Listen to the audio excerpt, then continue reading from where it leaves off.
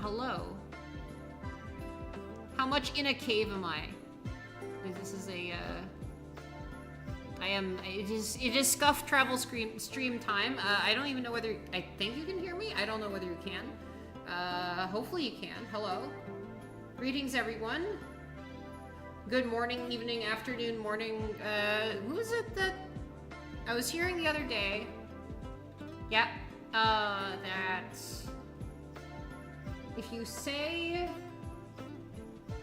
good morning to somebody, then they'll say, well, you know, it's not really morning here, but if you say good evening to somebody, then the boundaries of evening are so fuzzy that they're never going to call you on it. So you just say good evening to everybody, and then they're like, I guess it's evening, even if it's like 6 a.m.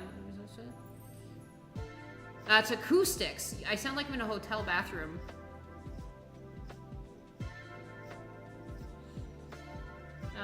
I'm actually in a kitchen, at a kitchen countertop table. It's not one of these fancy granite countertops, but yeah.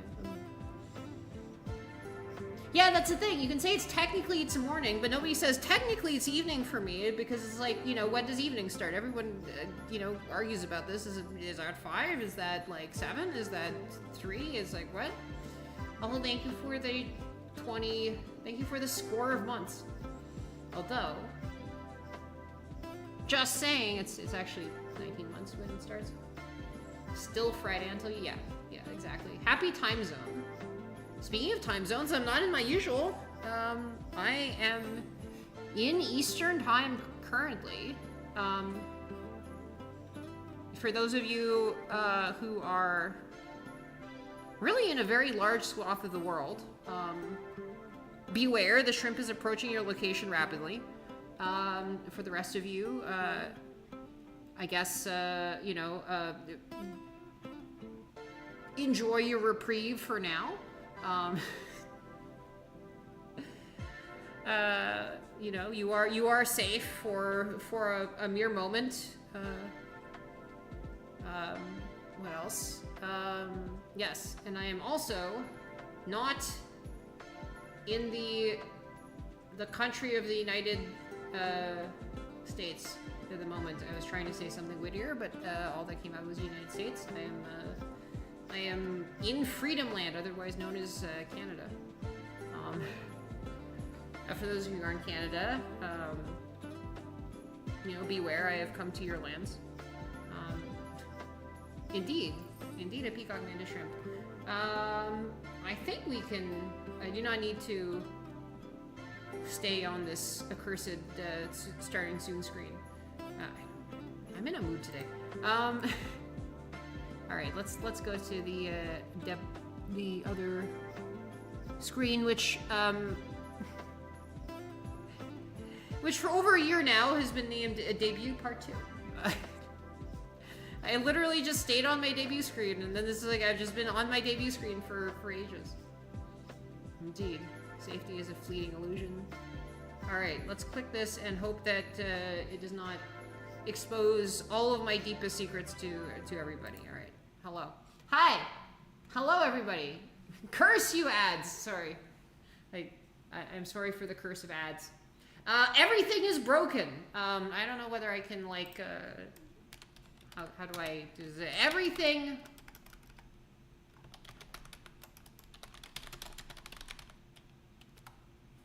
There. Hello, everything is broken. BGM died on the scene transition. That makes some sense, except it doesn't because it's still playing on my end. Okay. Jeez. Ugh. Okay. All right. All right. Hello. All right. There's some BGM. Everything is broken. Almost everything is broken. Many things are broken. I'm not even on the same machine that I usually stream on. This is like, it's all a cursed, like, undone, you know, I know. The only way to actually figure out what's broken is to try things being broken, and yeah, even that's broken. I know, right? Yeah, that's broken too. Like, you wouldn't expect it to be broken, but like everything is broken. I mean, now I'll still drink. Actually, I don't even have water here, so I can get up and move the body. Actually, oh man, the Y, the Z and stuff like that, where I'm actually like bounce around and stuff, that's broken. So you can't even see me move around much. I can, let me see if I can fix that. You know what? There.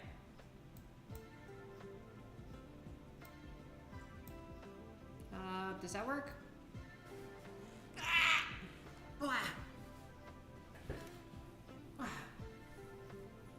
Well, you know what's also broken? This chair. Oh, okay. All right. Man. Okay, so yes, everything is broken. Ads are playing. Everything is like a deep morass of crass commercialism, as Darth Vader would have put it, if anybody saw the last Fortnite stream. The glass is broken. Like every single shader that I have, except the ones in VTube Studio, are broken, and also my ways of activating the ones in VTube Studio are broken. This is a completely different. Yeah, I don't even have my normal like kind of streaming setup. This is merely a cheap facsimile of like my normal like grotto. It's a travel grotto. Just think of this as like a cardboard cutout of my normal streaming setup. If you gaze deeply into it, you can see the lies. Gaze upon the lies. They're all lying to you. It's the system, man. It's the system. I don't even know whether you're able to cheer before. When do you get a cardboard car? Ah, funny you should ask that. I believe the answer is actually in like a week. Welcome back from Adland.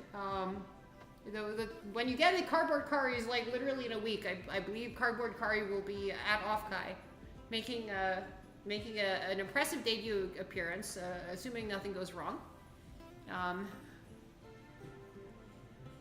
The Redeem does silently throw confetti.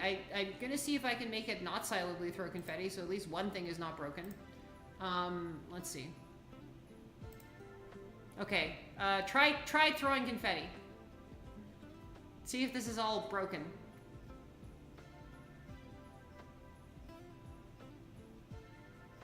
That seems broken. Nice. I mean, not nice, but, you know. Still broken. Cool. Well, everything is broken. It's, I didn't have to change my pin message to everything is not, almost everything is broken, because that would be inconvenient. Now we've got all the cheering. All right, fine. All right. And thank you for the 12 months. So fun little things, right? I have been doing a last hurrah kind of, you know, travel before Offkai. I'm seeing the fam. There's some life updates. I think for many of you will know that I recently got my American citizen shrimp,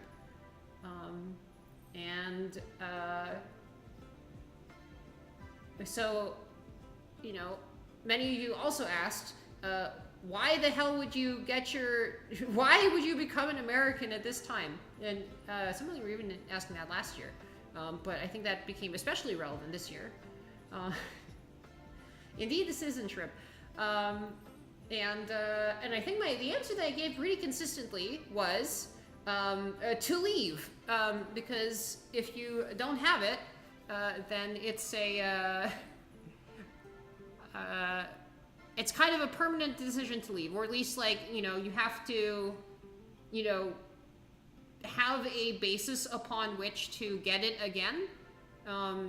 And I don't know necessarily that, you know, I want to go through, you know, convincing some, you know, big, large tech company to hire me and then go through their weird, like, you know, hazing gauntlet in the current atmosphere of the, you know, Silicon Valley job market and the sort of atmosphere for, like, you know, is not the same thing as, like, kind of being a currently, you know, lawfully wedded to, you know, a current, yeah, and the thing is, like, the wait times have changed and all of this stuff has changed, and so, like, if I were to leave as a, you know, a permanent resident and lose the permanent residency, that would be,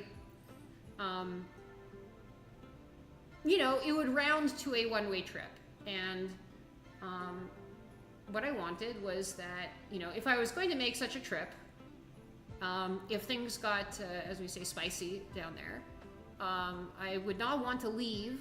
I would not want my decision of whether I was leaving or not to be impacted by, you know, thoughts of like, well, if I go now, I won't be able to come back. So, you know, what I want to do, and yes, there are tax implications that are not like necessarily great, but like, you know, I figured, all right, well, I want to make it so that if I'm leaving, I'm making a decision completely free of like kind of, I don't like jump too late because I feel like, oh shit, well, I don't want to make this like permanent decision that like I wanted to have like held back by all this other stuff. So I decided like, okay, I'm gonna get my citizenship and then I'll be completely free to make the decision about whether to leave or not.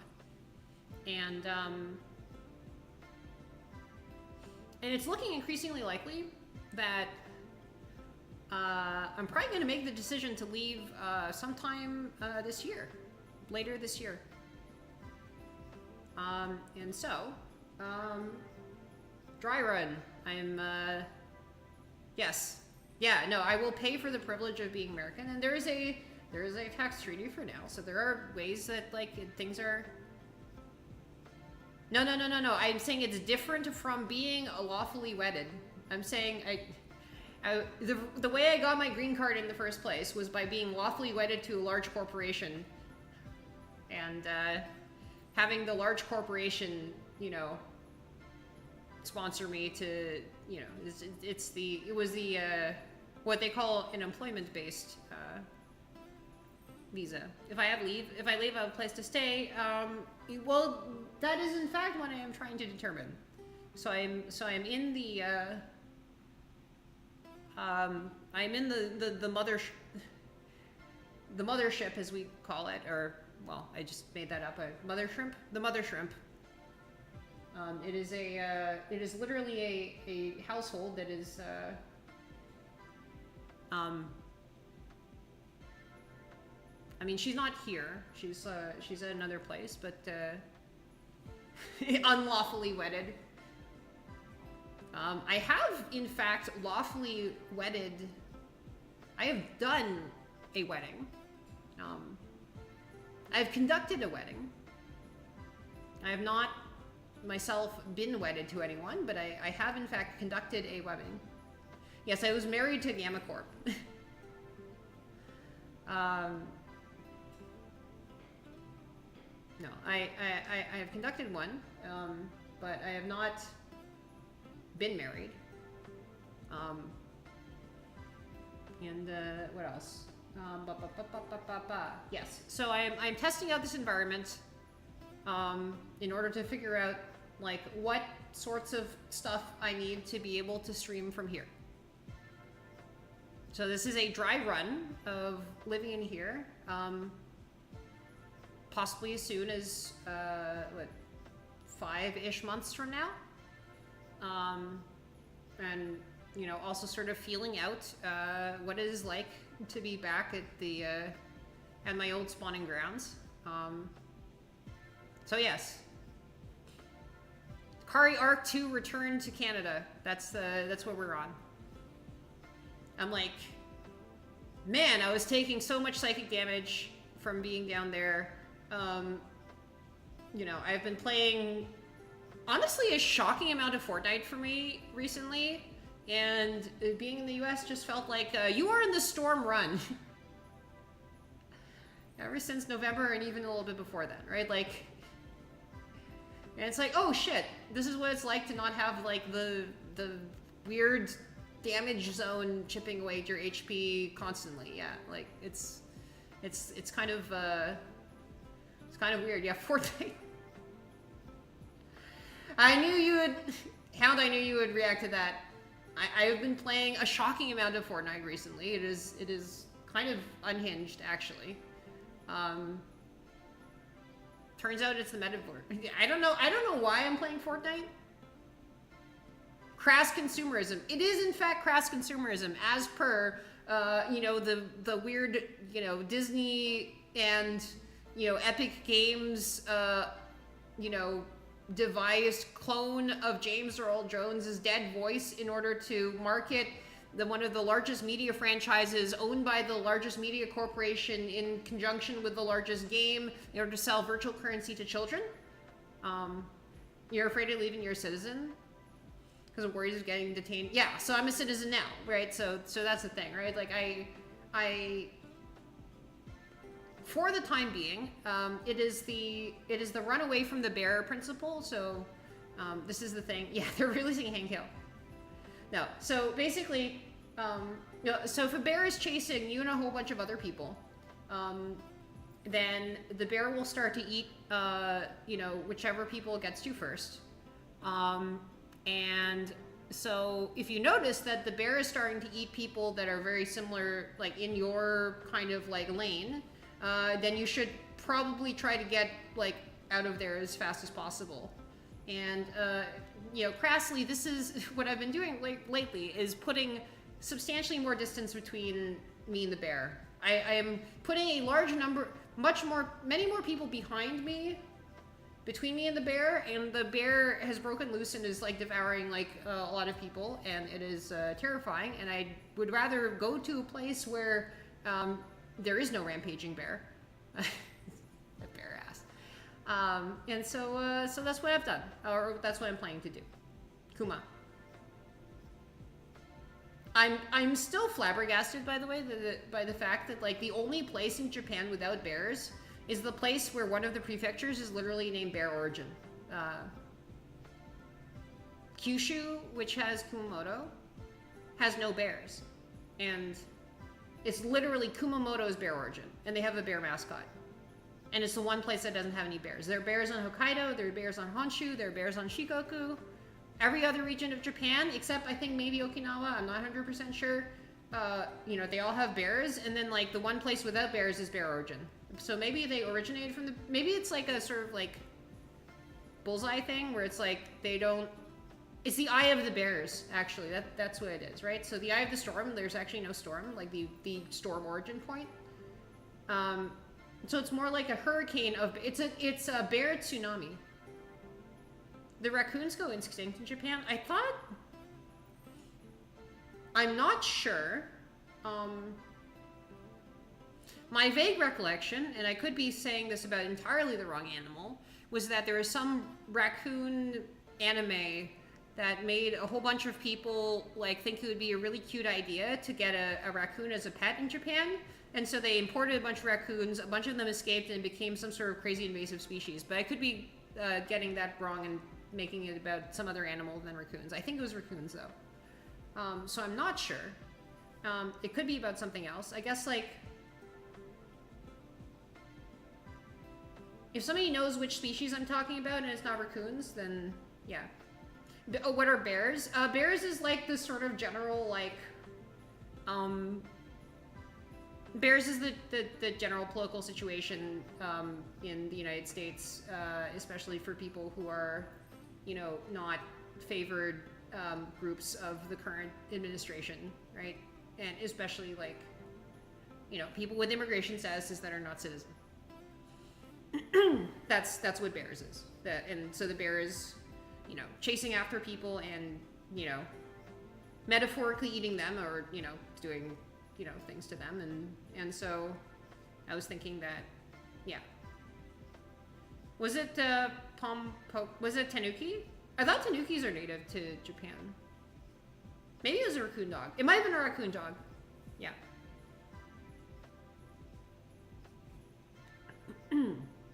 Sorry. So that's what bears are. Bears are just like, you know, various different groups that were, you know, are and I was like, you know,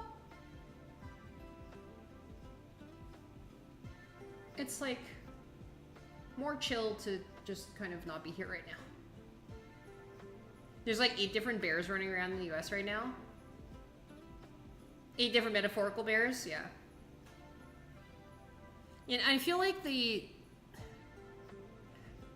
Canadian bear landscape, the Canadian bear forecast is far, far, far less ursine than in the US. So I'm like, you know, if I want to like sit down and chill in a place that's like, it's very nice, it turns out there's like, you know, a lot, yeah, way more than with little bears, yeah. Yeah, no, it's very nice. I got here and they have like, you know, the pastry beaver tails here, right? Like I literally, you know, there's a beaver tails like right there. And they're fucking delicious. It's this fried dough pastry that like, you know, they have like, they put cinnamon and sugar and like, you know, lemon on it, and at least on the one that I have, right? And then it's like, you eat it and it's like crunchy, but also kind of like chewy at the same time. And it's got that kind of like weird, interesting, like kind of like texture profile. And it's also sweet and like, you know, it tastes so good. And yeah, it's just like, man, God, so good. And I can't even have that where I am there. They don't even have Timmy's. I mean, I know Timmy's coffee is kind of like more shit now since they did like the weird, you know, bean swap dance with McDonald's. But like, I mean, I went and had like a, you know, a double and I was like, oh man. Give me 2 creams and 2 sugars any day. Like, you know, their hot chocolate has way too much sugar in it, but it's still like, you know, tastes like home. You know, I'm not chilling for a giant, like, you know, Canadian Coffee Corporation, but like, because that would be, according to Darth Vader, crass commercialism. Actually, it wouldn't be. They're large corporations, so it's not crass commercialism. It's fine. But you know, it's like, it's good. Like there's 24-hour places, you can get stuff here, you can wander around. I've been finding the virtues of the P.U.N.C.T.U.A.T.I.V.E network recently, which is like, there's, you know, in Toronto, there's like this always open underground, well, it's like, it's tunnels through like a bunch of like, basements and first floors and second floors. Well, I can do that. Okay, I can win an expert minesweeper. That's fine. At least I should be able to. Hold on. Let me see if everything is broken or whether this is at least not broken. I think this is at least not broken.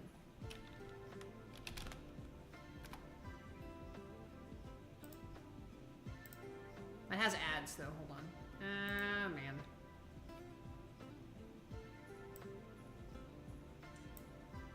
Okay, let's see if I get some stupid ads. Oh, it's in dark mode. Okay. I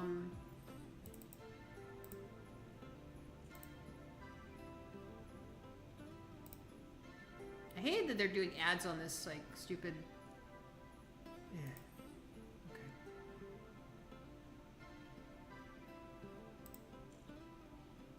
Okay. Okay. Timothy is the other. Double is so confusing when Canucks say it. Okay.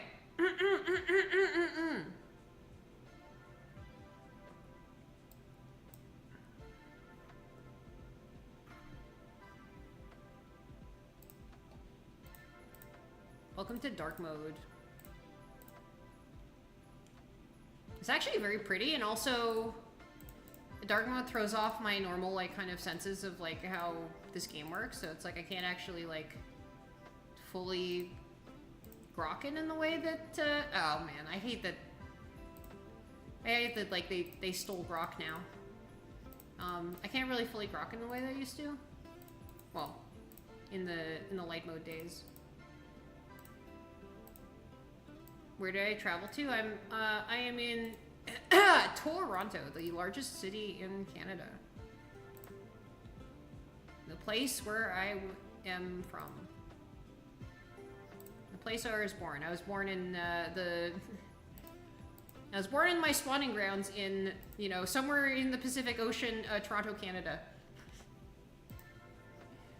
If you want the official lore, you know, it's like, you know, clearly Toronto, the city, is somewhere in the Pacific Ocean where mantis shrimp usually are from. Their donuts have a certain taste to them that I can't describe and can never tasted elsewhere. Yeah. Look, we need to be, you know, we can't be spreading scientific misinformation about the spawning habits of mantis shrimp, right? It's like clearly they're from like, you know, somewhere in the Pacific Ocean. Yeah. So 2 patties, 2 cheese, 2 cream, 2 sugar is the double. That's what the double and double are, right? It's double cream, double sugar. For the longest time, I thought it was double milk, double sugar. Toronto. No, sorry, excuse me. It's the mythical city of Toronto. That's true. You caught me out. I've been abroad so long that I've like lost the language. It's the Toronto.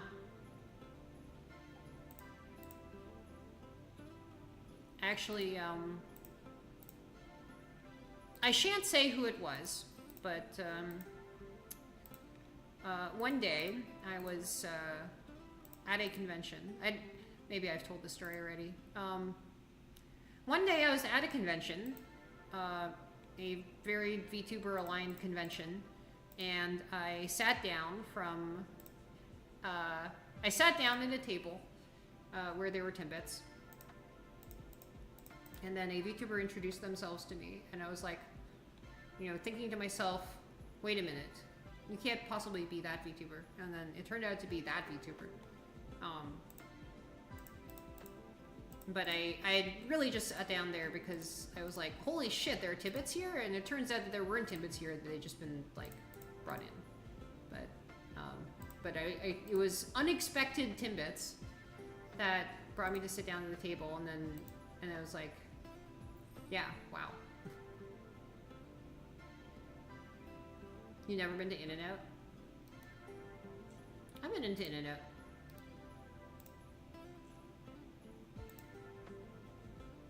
I mean, I've been in In-N-Out a fair amount now that I've been living in the... I mean, I guess because I actually became a citizen, right? I think I can call myself a Californian. You can be like a citizen of the state of California, right? Like, because you become, I don't know, like state citizenship is such a weird thing. Okay, this is a 50-50. Yep, and I lost it. All right, well, we start over.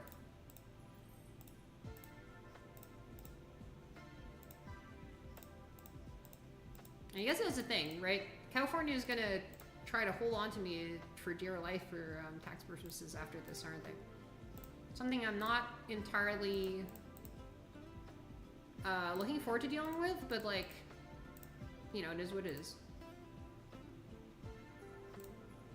I've been reading up on the taxation law, but like I figured, you know, the thing about America is that in the current situation, they can have my money, but they can't have my flesh. I guess in a sense, if you think of citizenship as like kind of determining who you are, then I should be like, they can have my money, they can have my soul, but they can't have my flesh.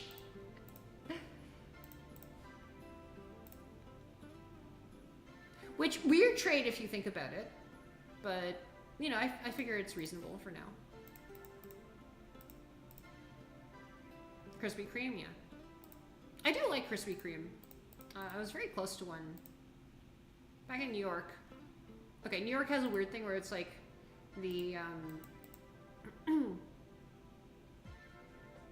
all of the sort of like international, like all the internationally renowned chain restaurants, like the ones that like most other Americans know about, like they just shove all of their like, you know, big locations in Times Square, and then sometimes the Times Square location will be like the only one in the entire city. So like there's one Olive Garden in all of New York City and it's in Times Square.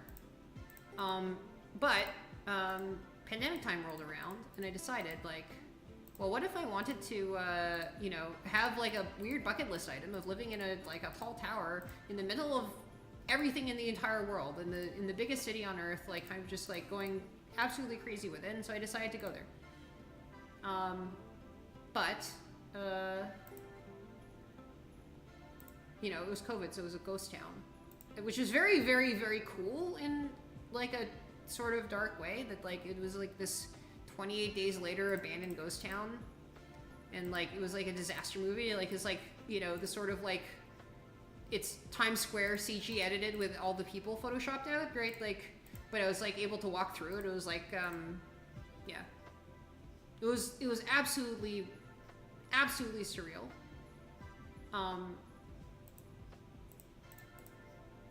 And but there's a Krispy Kreme there, and I was like, huh, I really like this.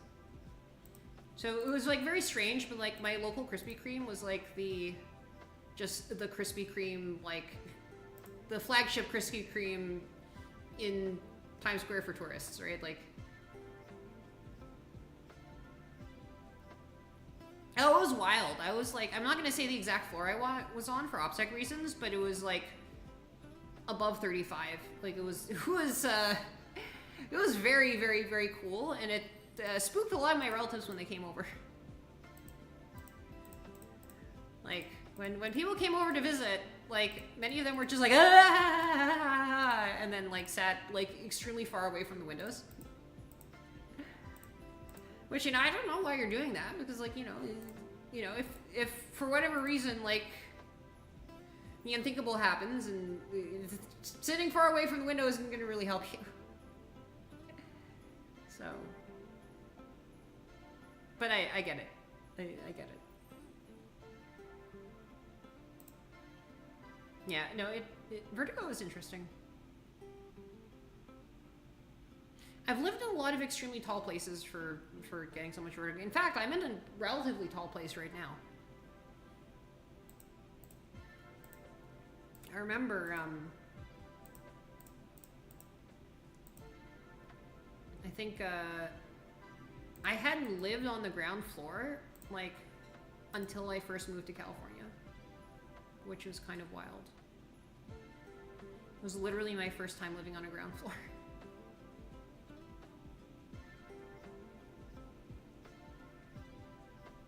What's the weather like up there? It is like surprisingly California-like. I mean, like it's a little chilly for the time of year, but you know, it's like, it's nice, it's sunny, it's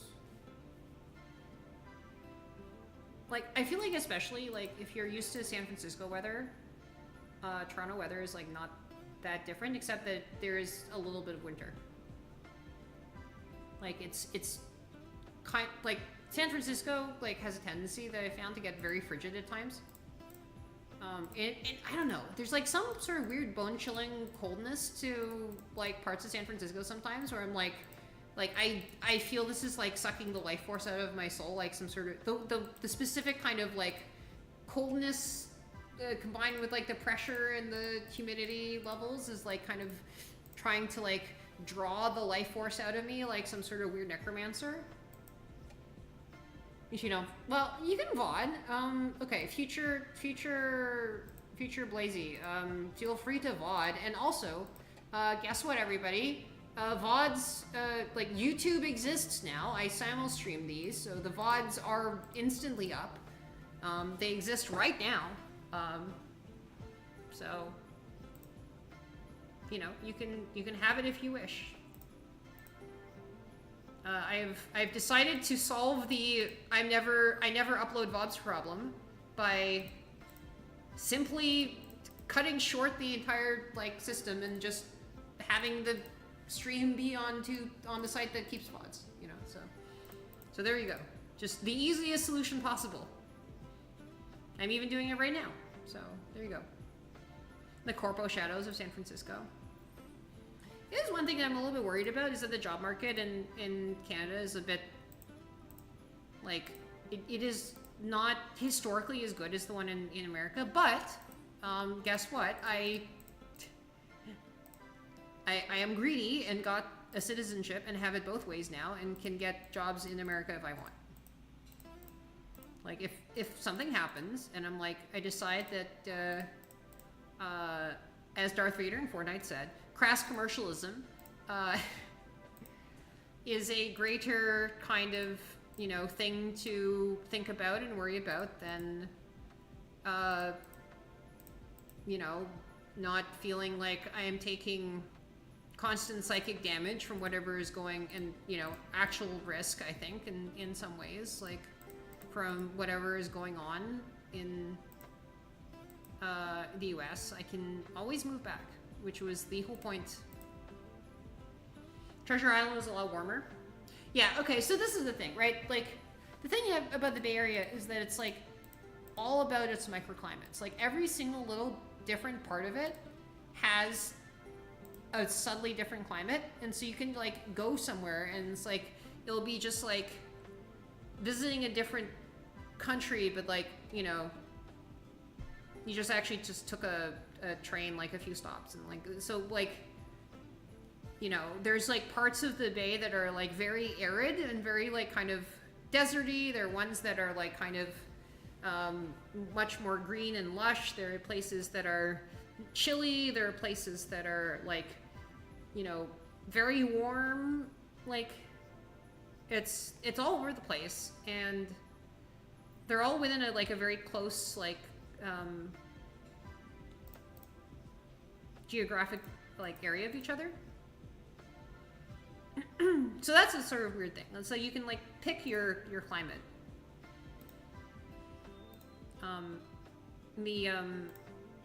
The Toronto answer to this is to do that path system that I was talking about earlier, where they just have a, you know, they just connect their entire downtown in this, like, big 24-hour, like, underground system that, you know, is climate controlled all the time. So if it's, like, some sort of, like, crazy, like, blizzard outside, or if it's, like, burning hot weather, like, you can always dip into, like, you know, climate controlled, like, you know, 20 and or, you know, 68 degree weather inside the path, and, like, be like, okay, well, you know,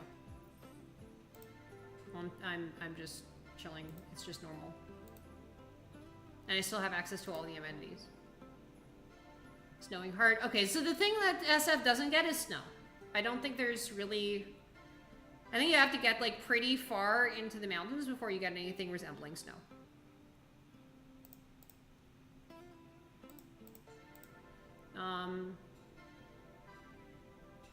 I believe, so I believe the laundry that I am running here is beeping. I do not know if you're able to hear it. Drop a, I don't know. Drop an emoji in chat if you can hear the laundry beeping.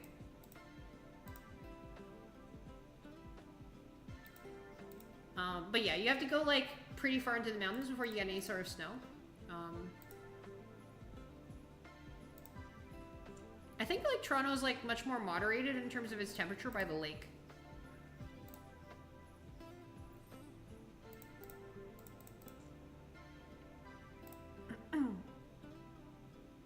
The other weird thing, I guess, about SF is that you'd expect that they'd have, like, very cool swimmable beaches, but, like, that's actually an East Coast thing because of the way that the currents are clockwise. And so you don't have any, like, all the water on the West Coast, at least of North America, is, like, pretty frigid because it's all blowing down from, it's flowing down from Alaska. And the water in the East Coast is coming up from the Caribbean, so it's, like, very, very, very warm.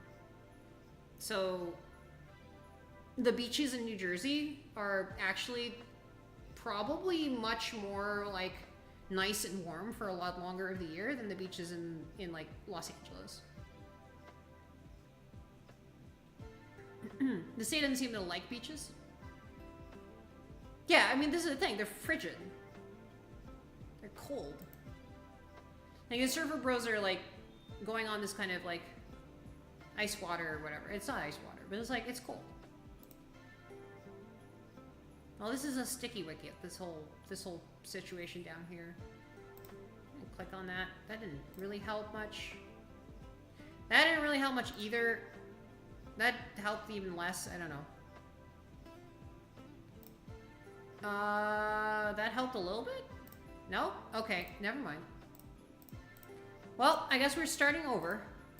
I guess we're doing minesweepers now. I guess we're making minesweeps now. You need to move to a more temperate place. Yeah, that is the one thing about Canada that is sort of unfortunate is that we don't have like a Los Angeles or a Hawaii or something like that. I mean, like, so when you get like a temperate country and then you give it like a little like territory that it can just, you know, it's part of it, but it's like got super nice tropical weather, then people just go there all the time, right? Like they just are like, holy shit, we've got this like cool little thing of paradise. And it's not paradise in the sense of like, you know, people actually want to live there, because like actually, you know, it's just like, it's sensory paradise. It's not like mind paradise necessarily, right? It's like when you kind of like slow down a bit, and it's like you want to be like, I don't want to think about anything, but I just want to have like, you know, positive like sensations, right? So like America has Hawaii, and then all these other like, you know, Florida and these kinds of places, right? You know, and I think the big example of this is, I think, is like Korea has Jeju, right? And so as a result, I think the Seoul to Jeju like airline route is the most like flown between pair of cities in the world. They have this little like tropical island that's part of Korea that like they, you know, they're just constantly vacationing to. Japan has Okinawa. Yeah. So Japan has Okinawa, Korea has Jeju, and then like, you know, America has Hawaii, and then Canada doesn't really have anything, right? They just kind of borrow America's ones, right? Like they just do Florida, right? They also do this in Florida. And that's kind of a little bit sad, because like, you know, they're always not actually like they're not supposed to be there. I mean, like for a very, very, very, they can't just like be like, oh, I really like this. I want to like, you know, work here or stay here for longer, or like do like, you know, I want this to become part of me, or maybe I want to retire down here. Like, you know, there's like always like this kind of like thing where it's like, yeah, but like, what if I wanted to try staying here, right? Like, yeah. Yeah, and it used to be, like, especially, like, you know, in the 90s and before, right? That, like, going to the US was just, like, literally whatever, right? Like, there are literally towns that, like, were bisected by the border and nobody gave a shit. And now it's become, like, more annoying that, like, there's not, Canada doesn't have its own, like, weird tropical paradise, and so I don't know. If you've got any suggestions for, like, you know, places that, you know, Canada can form some sort of, like, weird strategic, like, customs union alliance with, that have extremely nice weather.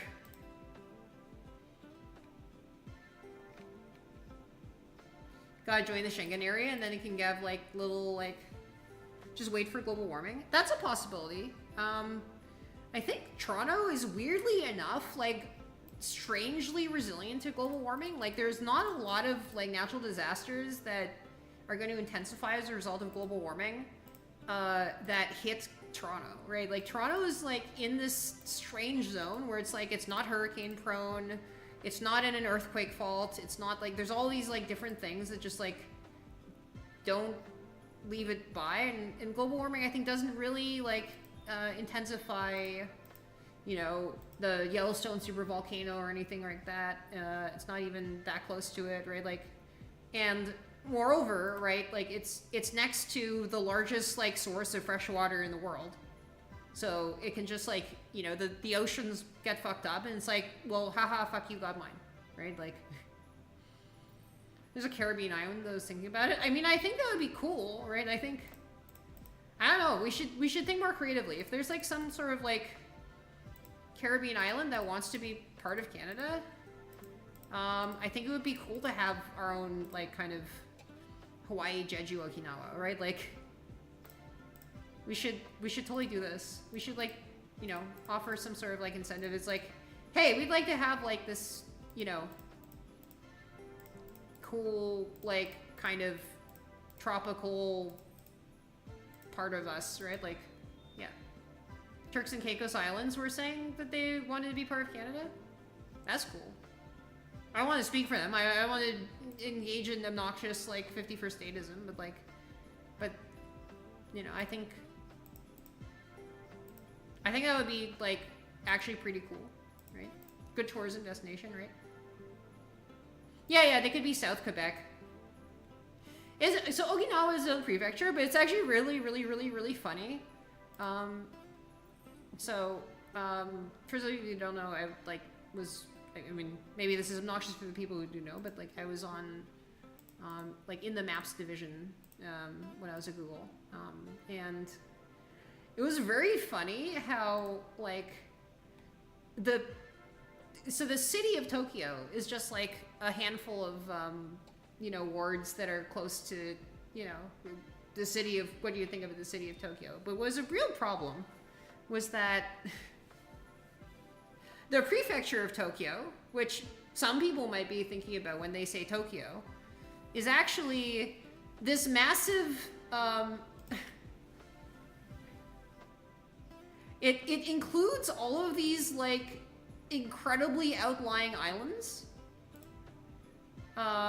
way out in the middle of nowhere that mean that like if you structurally bounds the geographic like rectangle around Tokyo, the prefecture, it's just this like massive like thing that is like the size of like, I don't know, it's like, it looks like it's like a quarter of the Pacific Ocean. And those things are legally part of Tokyo, so like, and they also, I think, make Tokyo's elections very weird because they have to like collect votes from these like extremely like remote, far-flung communities that are only really accessible via boat. It's interesting, but it also like causes headaches for map makers because they're like, okay, well, we'd like to show you Tokyo, but why when I search for Tokyo am I getting like half of the Pacific Ocean? And then I guess like the answer is mostly to like, first of all, figure out this is happening, which is like generally the hard part of this stuff, and then like the other part is be like, okay, probably if you're asking for Tokyo in English, you mean Tokyo, the sort of core city, not that. You claim the plastic mass in the middle North Pacific. That is the thing. Like, how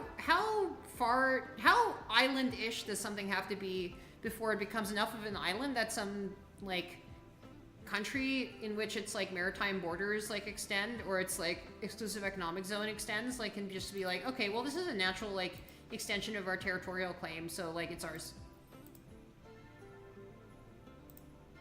Then again, you know, I guess it wouldn't be off-brand for Canada to have like an island that's recycled.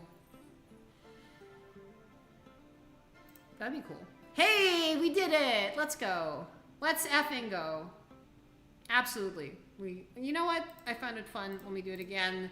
This computer sucks, so I don't even know how much it can run in terms of regular games, so I have a solution for that, but you know, I'm gonna do this first. I kind of want to keep doing this. And so I will. Also, usual caveats apply. This is a weird test stream. Don't expect it to go too long. I mean, a lot of actual like habitable islands in parts of shores are built on garbage infill as it is. I just don't know what the process is to like convert between, like, it doesn't need to not be plastic because you can build on garbage infill. That is absolutely a thing. That is like a lot of different islands, right? Like, or different extensions of the shore. They're making a lot of noise for 3 a.m. Wait, what's hold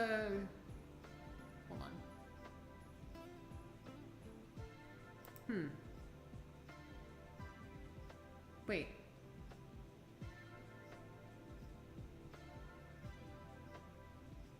Oh, am I still in Pacific time on my laptop? I'm probably still in Pacific time on my laptop. Is it 4 a.m. here? I'm trying to figure it out.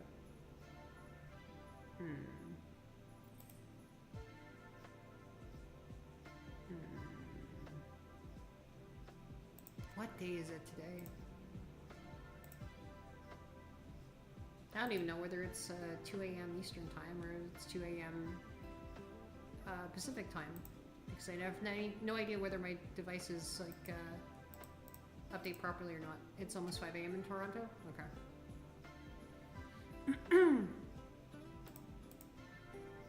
I see. Naruhodone.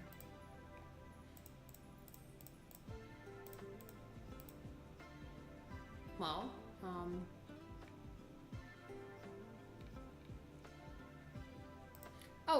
it was fun, by the way. I went, so on my way out here, I stopped at, so some of you might have seen some of the pictures on social media on the skies of blue. So I actually stopped at a couple of places before coming here.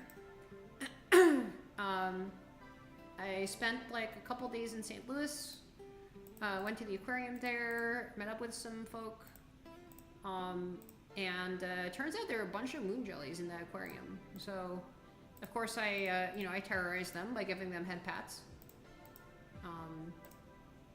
And turns out you can do that. Pictures? Yeah, I posted some pictures on Blue Sky.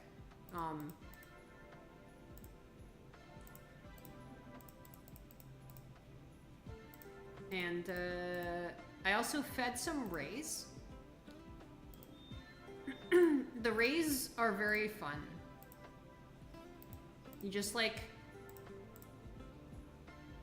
hold up some fish between your fingers and they go, you know, they just get so excited. And then like kind of a little bit like territorial, and they just kind of like swarm and like kind of like start, you know, going.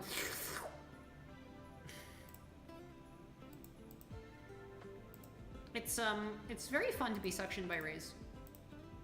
I'm trying to say this in a way that isn't like, you know, unintentionally lewd. So please bear with me while I try to describe this process in a way that doesn't make it sound like something other than what it was. Yeah, more Minesweeper. I already won once, and I'm like, hey, you know, why not more? Although I have something that's even more Kari. Like, I somehow... Okay. Guys, I have a Switch 2. And then I immediately, like, upon opening it and, like, kind of looking and seeing what was available, found the most Kari game imaginable, except it's on Switch 1. I somehow discovered, like, and maybe this was suggested beforehand, but I somehow found a game that is just, like, laser targeted me in a way that is so ridiculous that I ended up spending all my time playing it, and I spent, like, you know, 20 minutes playing Mario Kart World, and that was it. It's ridiculous. It's just stupid. And I was thinking of playing some of that afterwards. Jelly Simulator? Oh, far, far worse, right? Like, it's just like, it is such an intensely Kari-coded game. I mean, you'll see, like, once I pop into it, you'll see, like, I actually, like, ended up spending a bunch of time, like, before I got the stream setup set up, just, like, playing this thing, and, like, it's ridiculous. Like, I don't know whether people can think about it. Hint, it combines, like, a bunch of my, like, interests in a way that is sort of quirky and... but works, and it takes itself seriously. I don't know, like, it's hard to describe. A second, slightly more obvious hint is, like, I'm really, really, like, I've talked a lot about like how much I'm into the art of VTubing. So I don't know if like that tips people off as to what game this is. Although probably most of you have not actually ended up encountering or heard of this game, so because I hadn't even heard of it, and it seems like the sort of game that should have been like way up my alley. So like I'm a little bit surprised, but like yeah, I'm gonna try seeing if we can get like the capture card working with this after Minesweeper's done. So although who am I kidding? Minesweeper's never done.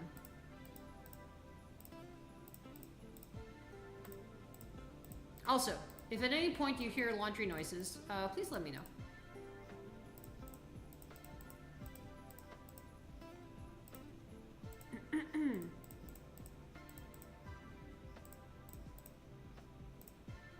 Also, I know somebody did a, there was a water redeem, and because the shader didn't fire, so I didn't get drowned in water, because everything is broken. I didn't actually drink, but now I shall drink. I just want to drink very carefully to make sure that I don't, like, reveal terrible dark secrets. I will do that once I'm finished. Oh, hey, I'm finished. Great, awesome. Okay. Wait. Oh, funny. I minimized and it went away. Okay, cool. Okay. Whoop. Time to drink.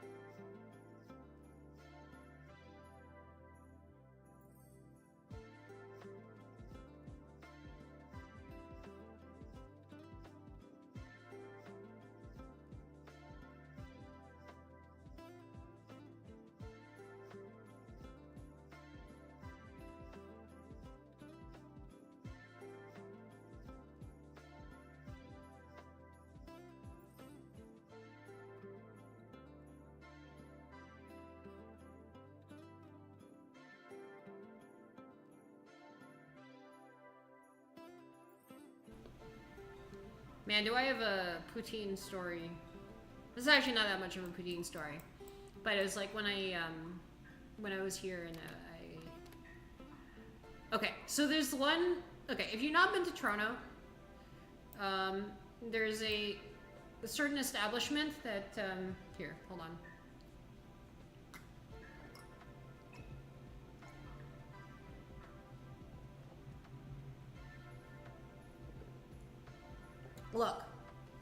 Look, okay. All right, so like, let me just like preface it with like, I've been to the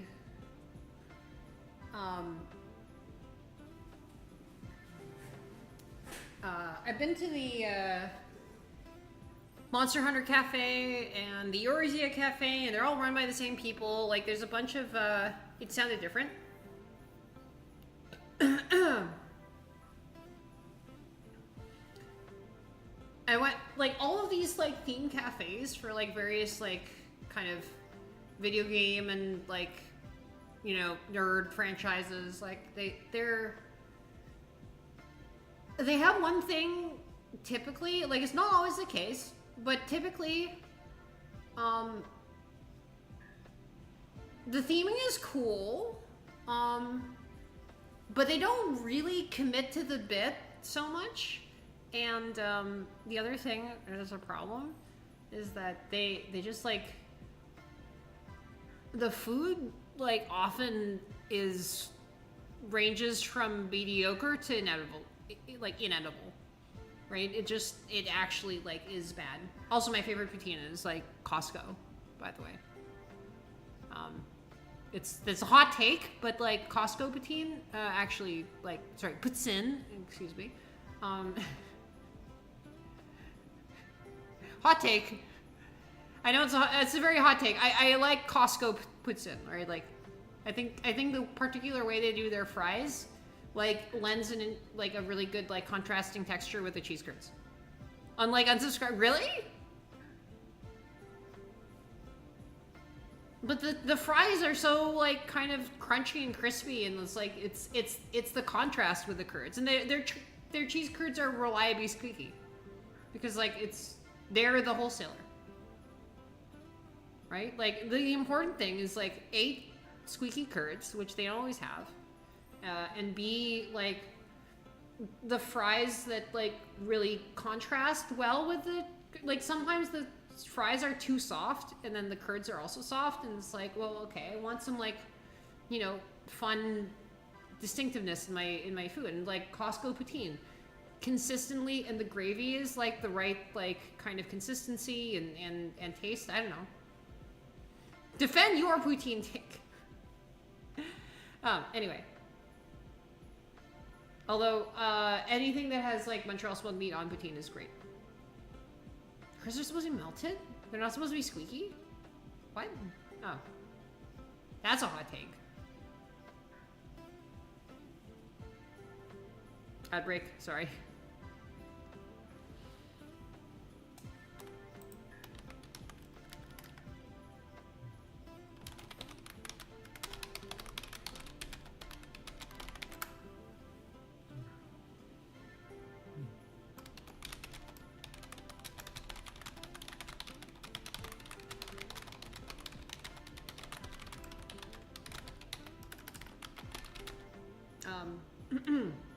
For those of you who are subbed and are hearing me type, I guess you'll see what I'm about to type in a moment.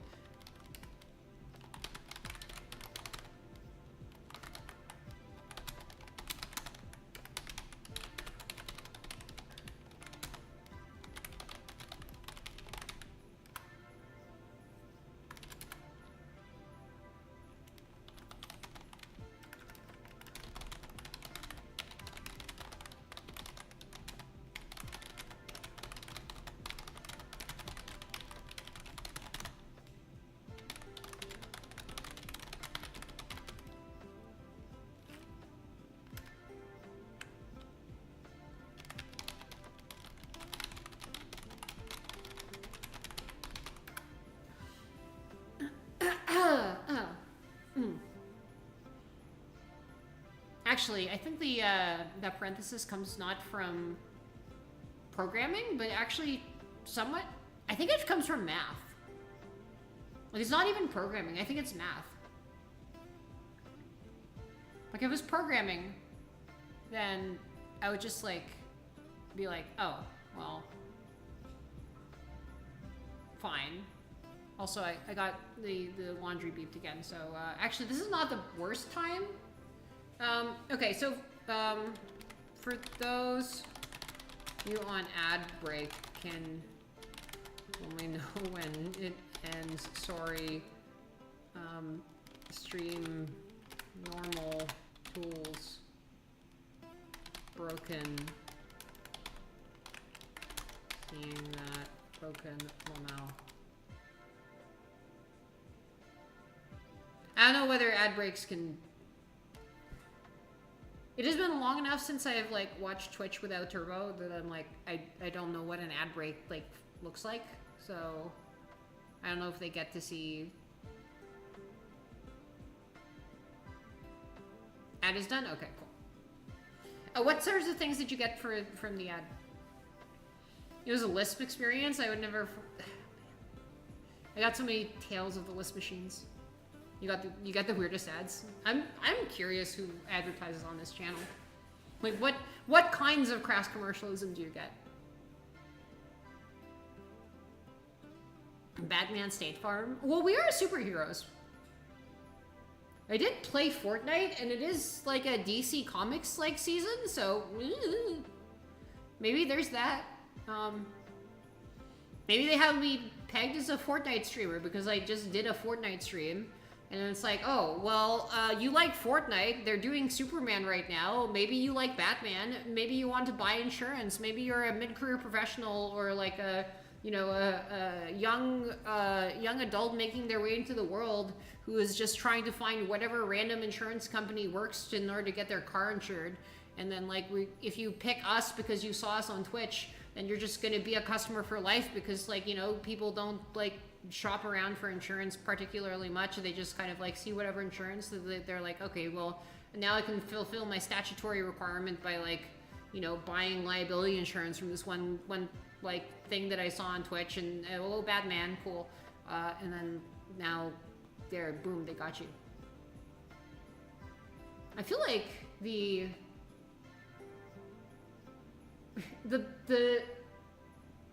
best, like, the companies that probably want to advertise the most are ones where there's a bunch of companies offering essentially the same project. They're essentially the same product, and you sort of like have to buy like exactly one of them, right?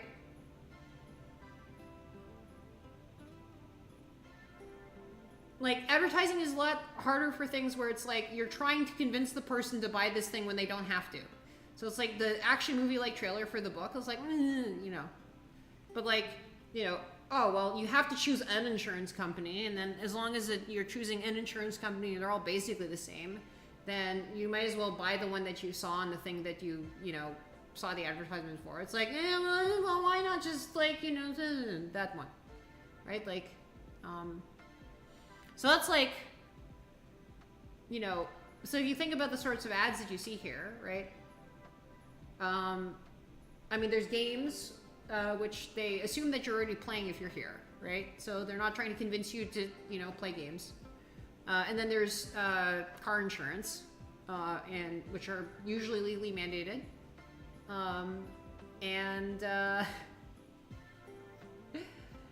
And then cars, right? Like typically in a lot of places, especially in the United States, which I am no longer in for the time being. I'm actually going back in a few days, but like, yeah, like a lot of people need exactly one car, and then like there's like a bit of brand stickiness because you get a car and you're like, oh, this is like, you know, an adequate amount. This is an adequate car.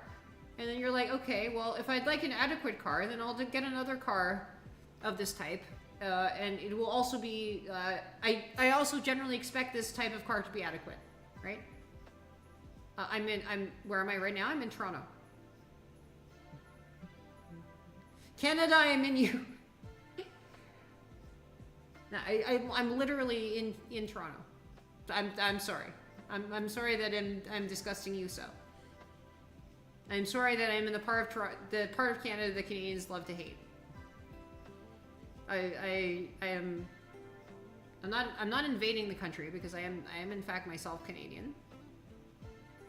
I should come to Edmonton. Edmonton, okay, here's the thing, right? Like, I've been to every province, including and east of Ontario, but none of the ones west of Ontario.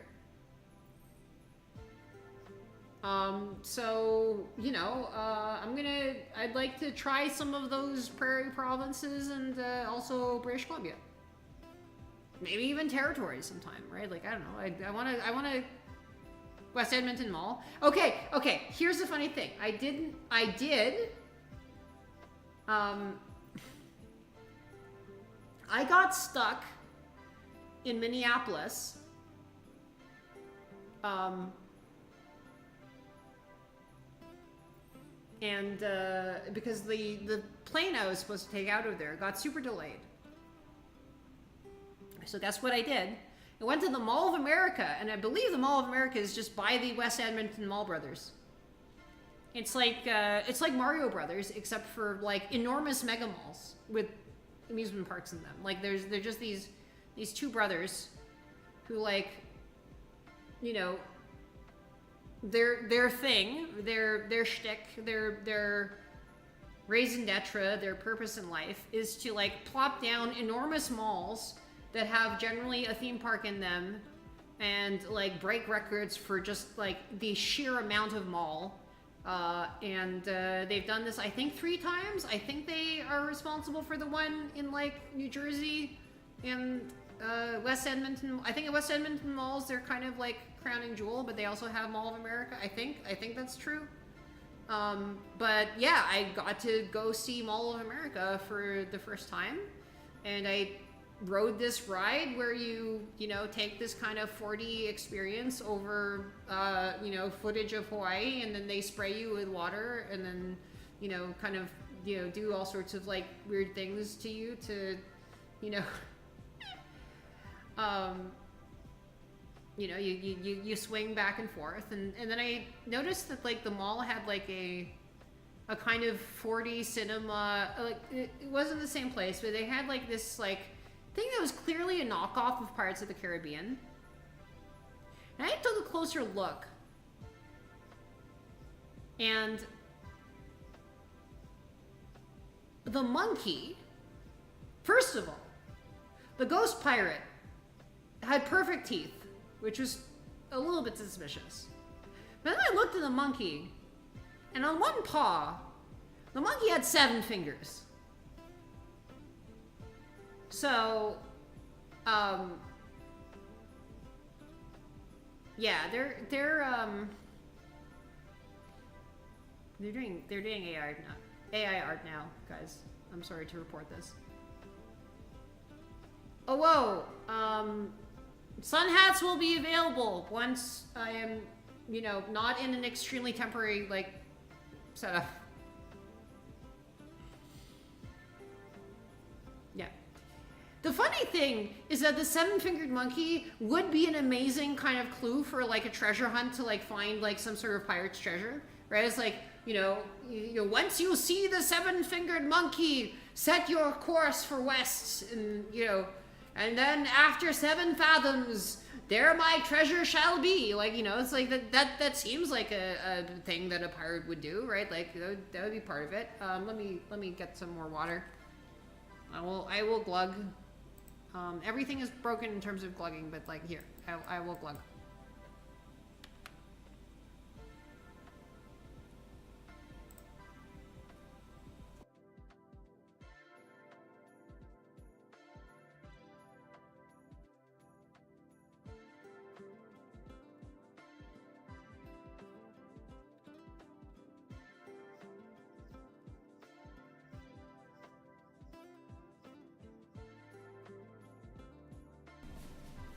Man, the dry air in there seems to be taking off like a freaking rocket.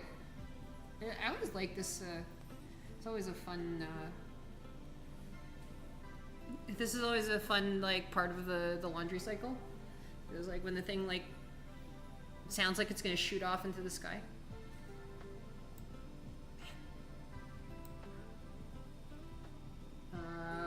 I put that seemingly within arm's length, but not extremely within arm's length. By the way, guess what I got for today's stream? My coffee crisp, bag of ketchup chips. I think earlier I got a double-double. I'm just like going hard on like my lost Canadianness, right? Like, should get a Mr. Big next. Just all of the Canadian everything.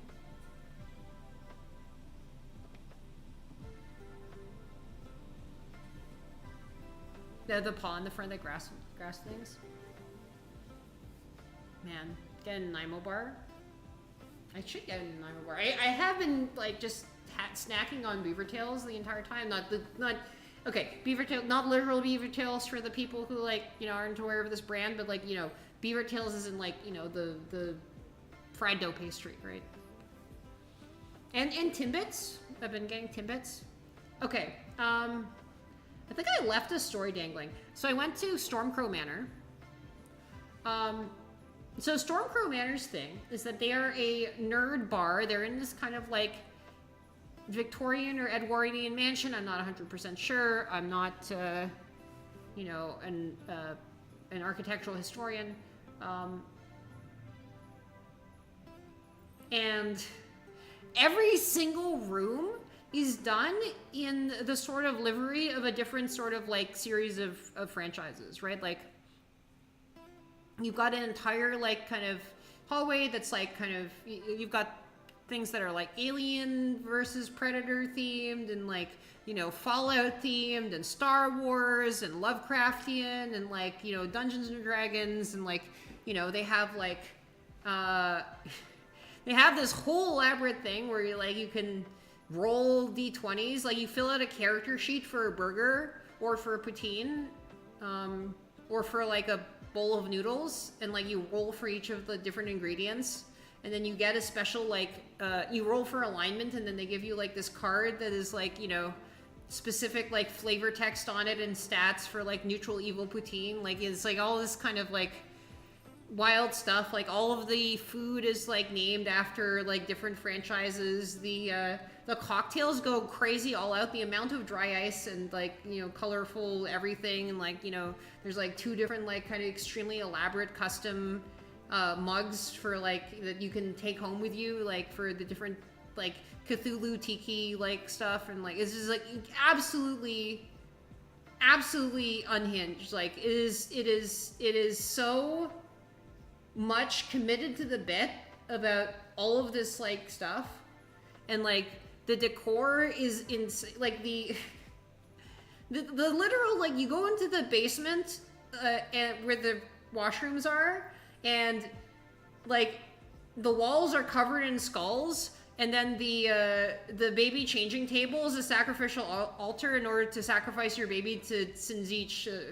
I don't even know. I think it's a Warhammer thing, but I'm not 100% sure. Like, they have stained glass windows of aliens and UFOs. Yes, they have stained glass windows of aliens, UFOs, like the alien from Mars Attacks, and then like Darth Maul. And they've got like, you know, the confessional like door on it. So they've got like a, you know, a cross, and then upside down cross for the kind of the satanic like room. And like, I don't know, it's like, it's wild. Like the entire thing is like fucking wild. And the crazy thing is, like, if you order some of their drinks, like there are special drinks that are like, especially like the big shareables, that like the lights will like, in whatever room you are ordering your drink, will like, you know, flash and do a little light show, and then they'll play over the speakers in that specific room like an appropriate like clip from whatever the franchise is. Okay, so you can order a mocktail shareable, which is like the llama potion, like the Emperor's New Groove potion that turns you into a llama. And then they have like basically entire sequence of like Cusco getting the llama potion, starting with like pull the lever cronk, like play over the speakers with all of the lights kind of doing a light show to the clip, like whenever anybody like orders it, and then they bring it in this kind of like smoking, you know, platter, like, you know, if you do the roll for burger thing, and like, you know, can, you know, you know, they bring it over in a treasure chest, and they open up the treasure chest, and there's like dry ice everywhere that causes like smoke to like appear, and then you pull your loot out of it, right? Like it's they've got so much substance, they've got so much style, and you know, this would all be kind of just a stupid cheap gimmick where you just go one time and then you don't come again if the food were bad, but then you eat the food's actually great. Yeah, the poison chosen especially for Cusco poison, that poison, right? Like, it's like, it would be like this sort of like stupid kitschy place, except like the cocktails are great, the food is great, like it's like, it tastes good. Like the problem with like the, you know, my biggest problem with the Monster Hunter Cafe was that I tried to get their well done steak, and which is a, was basically this sort of like sausage like thing of like, you know, pork and chicken meat that is like, molded around a pork bone, and it looks authentic, but the sauce that is in is so incredibly insipid and sweet. Like, it is so like kind of like weirdly rich that it is completely inedible, right? Like, I could not. No. It's well done steak is an item in Monster Hunter. It is an item in Monster Hunter that you make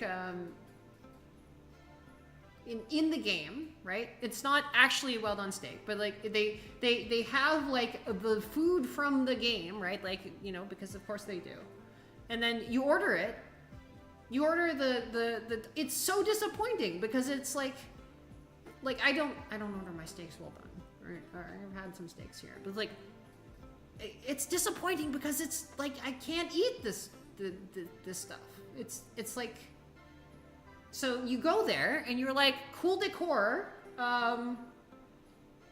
food that makes me feel terrible because I'm like, this could have been so great, and then you had to go and ruin the food, and then yeah. Sorry to all my friends who are Capcom creators. Oh god. And then like Stormcrow, which, you know, I was going there like before I moved out, but like, you know, I wanted to go there again. You know, chill there with some old friends, some extremely old friends. I went there with like literally my oldest friend. I was like, hey, I'm in town.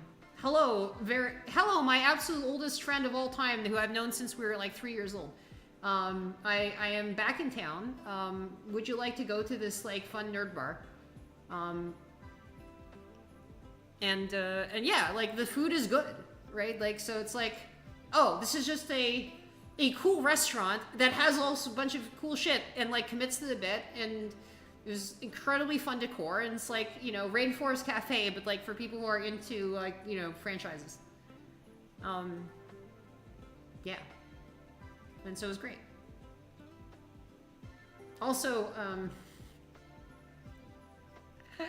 oh man, it would not be a nerd cafe without the opportunity to obnoxiously correct somebody on their knowledge.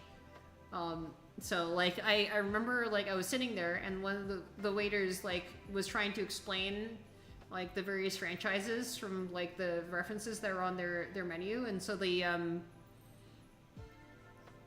and I forget what the actual food item was, but they had some sort of blue eyes white dragon.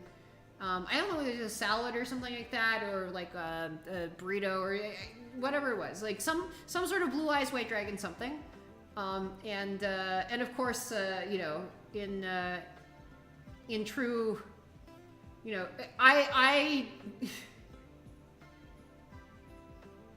oh man, I'm not even proud of myself for this, but it's like, you know, the waiter described that to the patron as being from Magic the Gathering, and like immediately like I felt my sort of like, you know, neck tense up, and I was like, you know, and I didn't say anything, but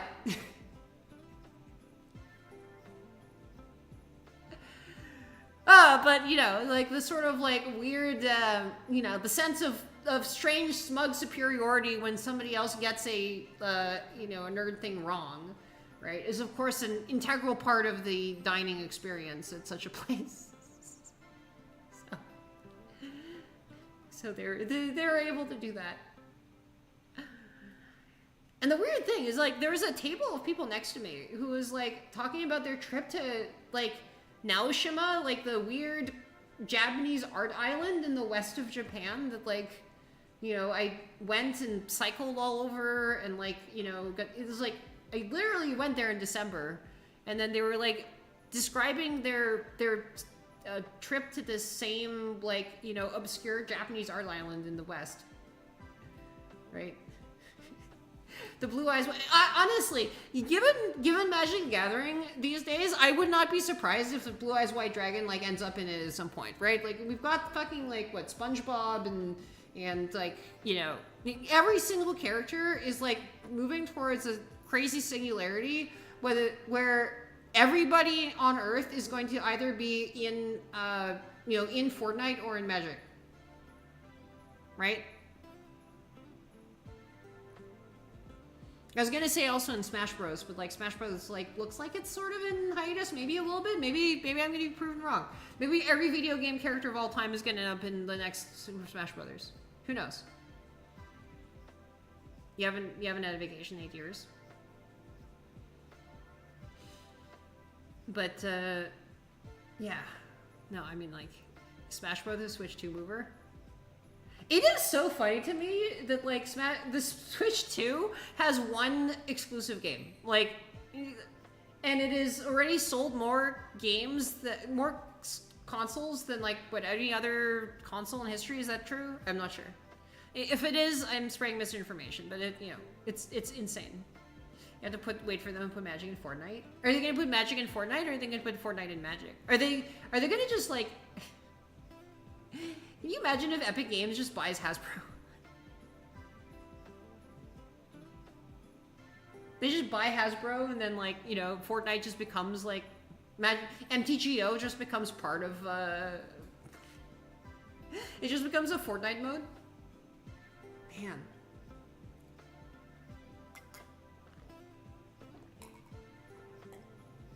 Hasbro's killing WotC.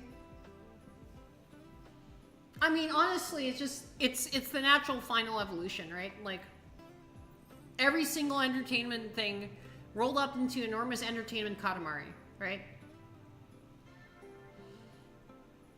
Like, Disney and Epic Games and Hasbro all sort of like do this like crazy fusion dance into like well,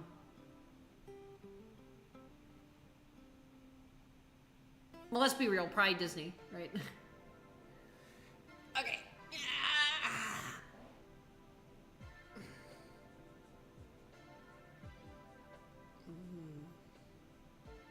Ow.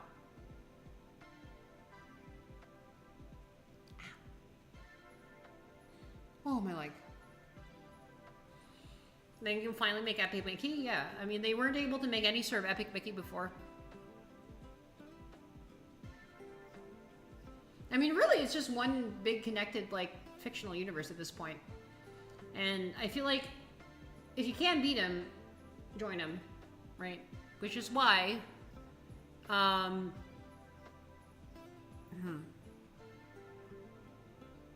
I'm trying to figure out if I'm part of this universe, right?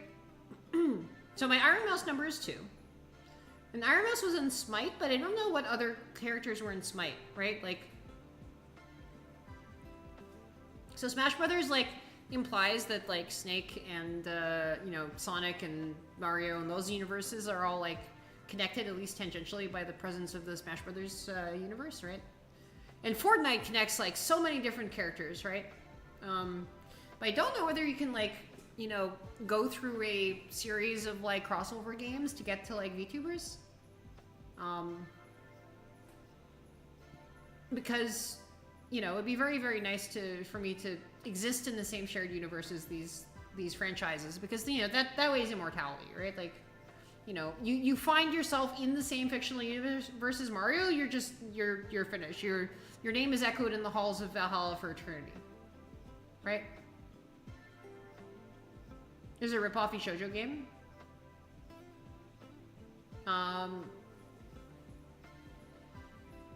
Does it have any other characters outside of, like, I just want to know whether it creates new nodes outside of YouTube. So there are video games that have YouTubers in them. The question is like, what? Oh, actually, you know what? VShojo does give like pipeline through to HoloLive, and HoloLive. Okay. Oh wait, hold on. Is the Death Stranding guy going to find his way into any of the? Wait. Wait, we can do this. Hold on. So Hideo Kojima is Metal Gear, right? So Snake is in at least Smash Brothers. Is Snake in Fortnite too? Did they do that as well? I don't know Fortnite well enough. Like,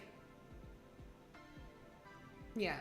Kojima himself is a cameo in Death Stranding and MGS. And Pekora is in Death Stranding 2. Kojima is probably going to be in Death Stranding 2. Snake is in Fortnite. Okay, so that's our out. So Pekora and Mori Calliope have probably collabs at least once. I mean, they've certainly been in concerts together. I think they've probably been on the same stream. I'm pretty sure. And then we get, you know, we get from Mori Calliope. Mori Calliope is collab with Iron Mouse. Iron Mouse is collabed with Meika. I've collabed with Meika. And so, by extension, I'm in the same universe as Mario. There you go. Because I exist, Meika exists, Iron Mouse exists, Mori Calliope exists, Usada Pekora exists, Hideo Kojima exists, Solid Snake exists, and Mario exists. So there you go. We got him. We got him. There. I'm real, guys. I'm real. I actually exist, just like Mario and Peach and, like, you know, Samus. So we're just literally in the same connected universe. We're all together. We all exist, and you know, it's all just like, you know, we're real. I've achieved creative immortality, just like Mario. Via the awesome power of Death Stranding. We are real. Actually, I don't even know whether, yeah, it's CarioWare. Of course. That's how that works, right? Like, it's... And also, like, keep in mind, right? Like, it's not a lot of, like, links to basically every character in Fortnite, right? Like, you might as well say I'm in Fortnite already. Like, you know, it's literally just, like, me, Meika, Iron Mouse, like, Mori Calliope, Pekora, you know, Kojima, Snake, and, then every other character in Fortnite. Like, I am an anime character, but did you know that I'm also just in the same, like, clear, connected fictional universe as, like, My Hero Academia? Like, I'm literally just in the same anime as All Might, practically, right? It's like, there's no difference. Yeah. Yeah, no, I'm in the Pokemon universe. Yeah, Blooper and me, yeah, we hang. We hang on the weekends, yeah. Yeah. No, we're pals. We're best buds. Oh man, I'm in the Goblin Slayer universe. Oh god, Mr. Beast. I saw a meme the other day, which was like just... So MatPat started a content creator lobbying group in Washington. And then somebody immediately posted like this sort of like terrifying horror image, which is like just the Wikipedia, you know, 2030. I think they did 2032, but in the grand tradition of nitpicking, you know, people who are wrong on the internet, as I was, you know, doing earlier. Well, not on the internet at this time. It actually should have been 2036 because of their ages. But like, just this like weird nightmare scenario, which is probably going to become true now that like, you know, it's been spoken into the world, right? In which like the Democratic and Republican like presidential candidates in 2032 and probably actually 2036 are Pat and Mr. Beast. And of course it's Wikipedia, so it's like, you know, Matthew Patrick and Jimmy Knowles. It's just showing like the results of the 2032 presidential election. Like, I was like, oh god.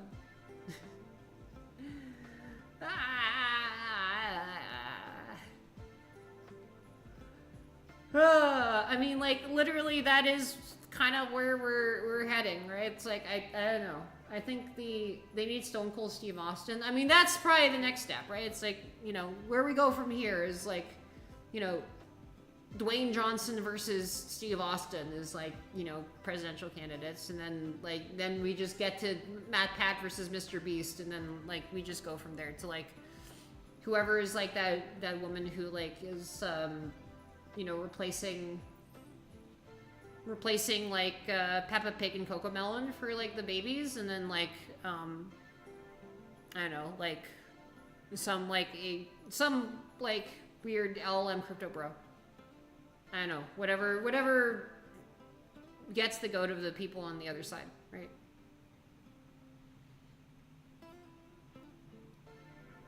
I was talking to a friend of mine who was like, did you know that I like caused Skibbity-Toilet to be a thing by like forwarding like a video from one person to another person who like did some sort of like, you know, video on it that became viral at the right time in order to like get it looked at to blah blah blah blah blah, right? Like there's like some, I was speaking to somebody and it was like, oh shit, you were like a weird like kind of domino linchpin on like Skibbity-Toilet becoming a thing. And then I was like doing random mini golf in Niagara Falls, and then like one of the kids in front of me like started talking about Skibbity-Toilet. I was like,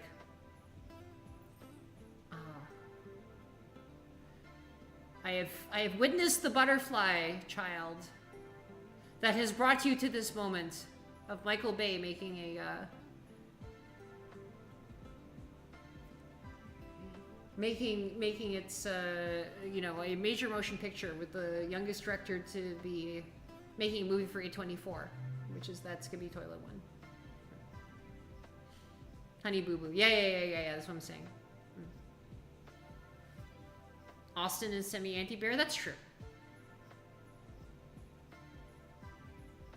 Oh, okay, so it's Austin. Sorry, Austin. I literally lost track of what I was saying for a moment there.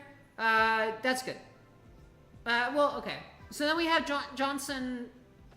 Do we have Johnson Austin on the same ticket then? Would it be an Austin Johnson ticket or a Johnson Austin ticket, or is that not a thing? I thought you meant the city. And I agree with you, but also the guy.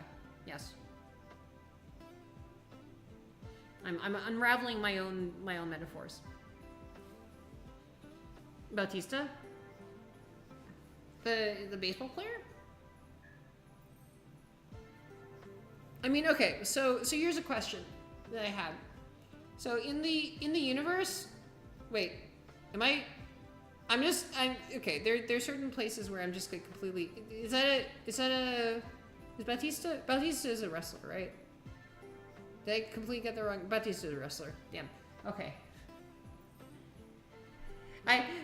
My knowledge of pro wrestling like ends like shockingly like. Yeah, I thought you were saying. I don't know. Hold on. Which Bautista was I thinking of? Jose Bautista? Is that a Bautista? That's a Bautista. Okay, this shows my sort of weird. I think like Bautista like came to mind because I went to a Blue Jays game once, and then like they were like Jose Bautista, and so that's who I think of when I think Bautista. But all right, different Bautista. But I was correct in thinking of Albert Bautista, But it was the wrong Bautista. I was thinking of baseball player Jose Bautista, but like Bautista is the wrestling Bautista.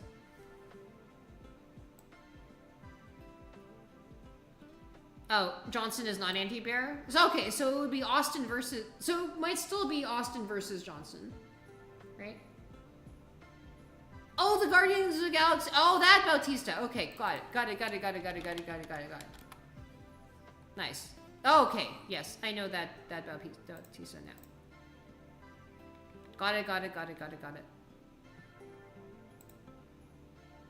Now here's a question. In this, in the cursed world of like Pat versus Mr. Beast, who would be the leaders of various other countries? I mean, I feel like Austria would be due for like a... Do they have a chancellor in Austria? Let me figure out what their... They do have a chancellor. Yeah. I figure, what, would you have a chancellor, Takanashi Kiara? Justin Bieber as prime minister? Yeah, that's a little bit... Yeah, that could be a thing. But like, who's like an internet celebrity? Who's like a YouTuber, right? Like Justin Bieber, well, okay. Justin Bieber is a YouTuber, actually. Justin Bieber is in some ways like one of the most successful YouTubers. Like, he's an early YouTuber, right? Like he literally was discovered on YouTube. He was just singing on YouTube, and then like he got discovered and signed to a label, and that's how he became famous, right? Like, but who's a person we would think of as more traditionally a YouTuber? Like, not just like, you know, was some random YouTuber and then got plucked out of like YouTube early and then like ended up having all of his fame via not YouTube. Like who is still like doing the YouTube thing, right? In the sense that like, you know, Pat is primarily known as a YouTuber still, right? Like he is famous on YouTube, not famous because some non-YouTube like person plucked him out of YouTube. Doki Bird actually like refused to like do a spot for a political party during this latest election cycle. She didn't even name the party, which I'm just like intensely curious. I am intensely curious which political party decided to go like to Doki Bird and be like, "Hi, would you like to endorse us for the Canadian prime minister, like the parliamentary election?" Like, because that was a thing that happened apparently, and she was like, "Yeah, I don't think I want to like wade directly into politics in like a completely like, you know, just literally walk into politics." Like, it would be very funny if it was a block in a. Can you? That would be so funny. The Green Party, the Marxist-Leninist Party. Canada has two communist parties. This is the communists, and then the Marxist-Leninists are a splinter party from.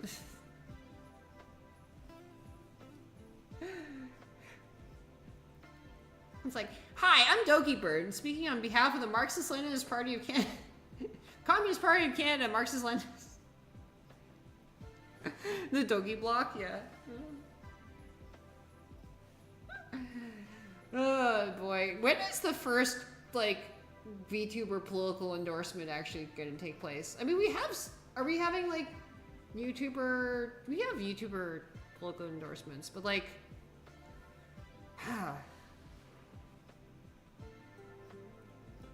do we get any in 2024? I feel like 2024 would have kind of made sense as a time, like even 2020, right? Like, I mean, 2020 was a little bit early. I think like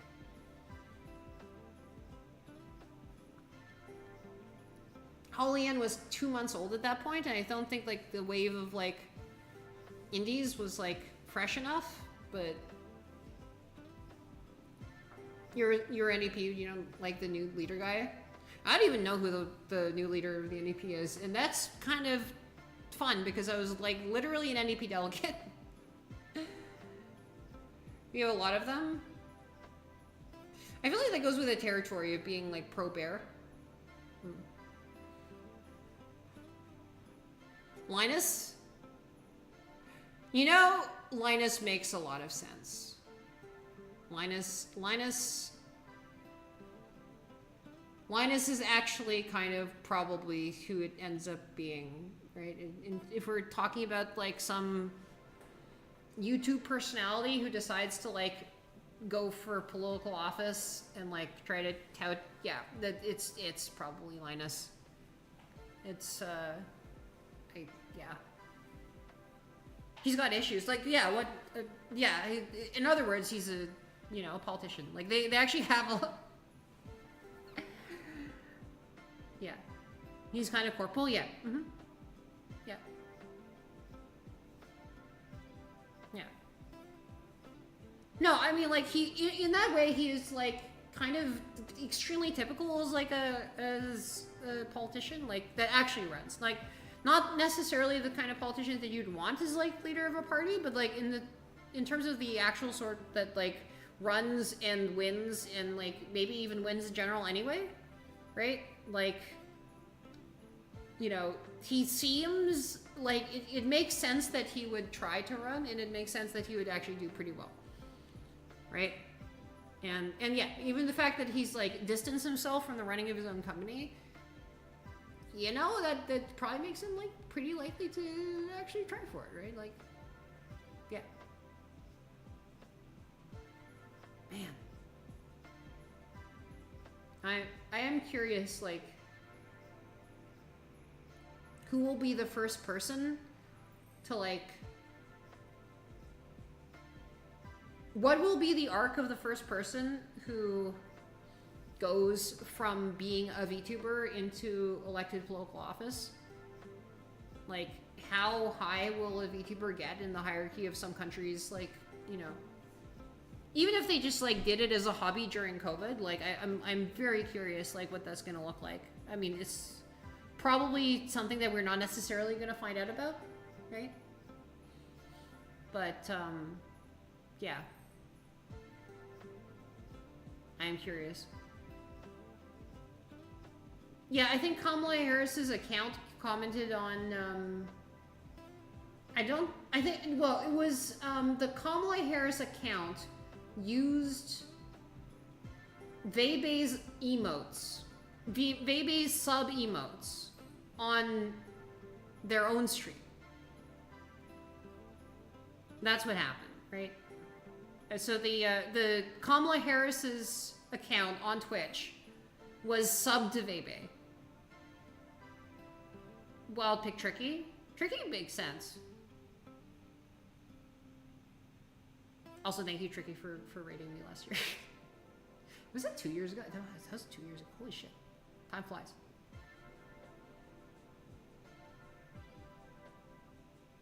That would be, I mean, honestly, that makes a lot of sense. Having to run with Libra. Yeah, I'm not saying that the VTuber, also, like, you know, let's be real, like, you know, the current American vice president has gone through more names than, like, most VTubers do. Like, if you actually think about the number of names that guy has gone through, it's like, I don't even know what his, like, real, like, full legal name is now. Like, it's the guy kind of goes through names like candy. Like, even like Bill Clinton was not Bill Clinton when he was born. Like, there's all sorts of, like, people do stuff with names. I don't even, like, yeah.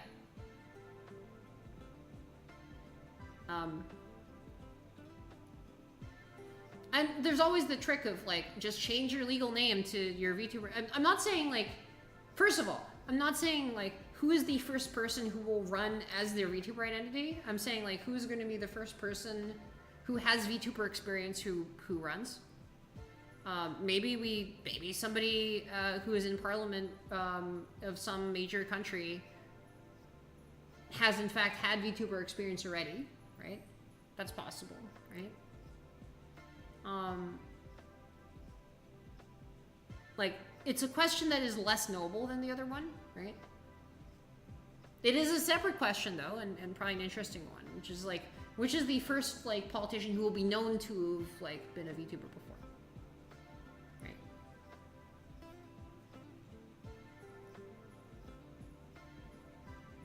Yeah, and I feel like, you know,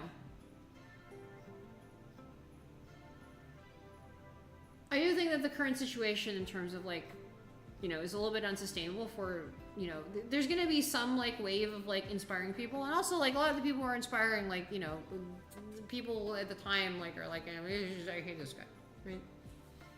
Tokino Sora, like, trying for some sort of, like, Japanese, like, assembly position.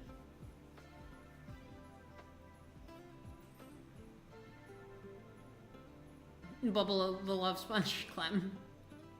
Yeah. I mean, you can, if you can change your name, right? Like,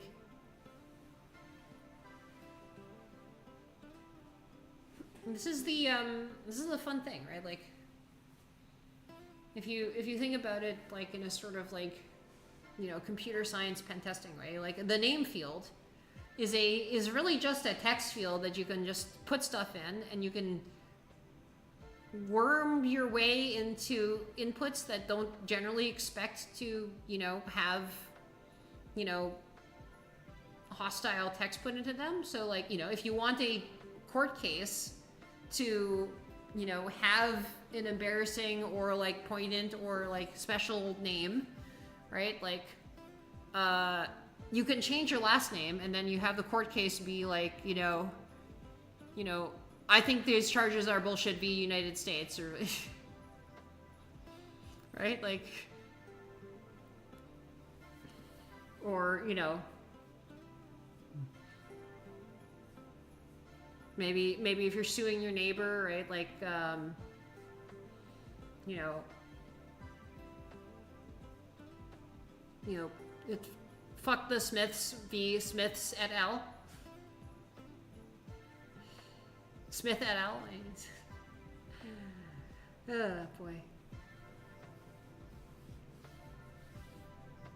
The rent is too damn high v. New York City.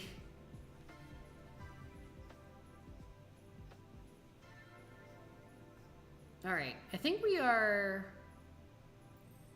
in some short period of time, going to approach the place where we get an ad break. This is a short stream.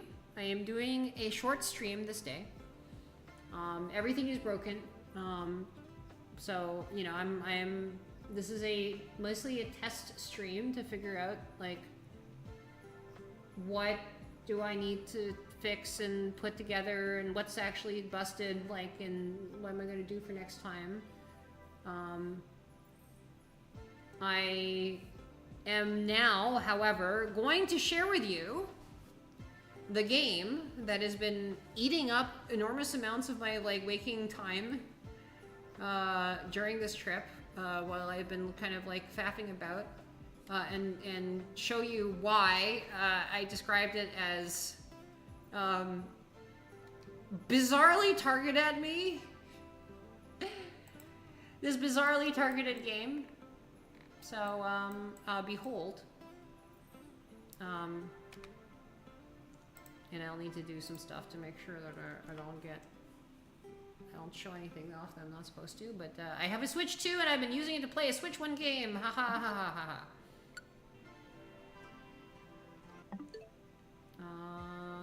Alright, let me see if I can quit out of the game. How do I... System settings. No? How do I quit out of game? Close software. X. Okay. Cool. Cool. Cool. Alright. Behold!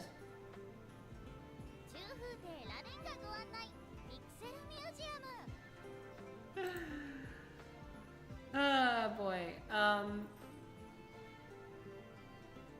So, where is it?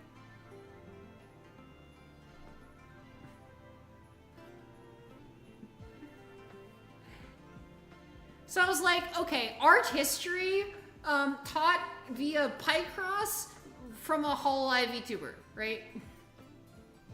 I didn't know it existed until 3 days ago, P.U.N.C.T.U.A.T.I.V.E.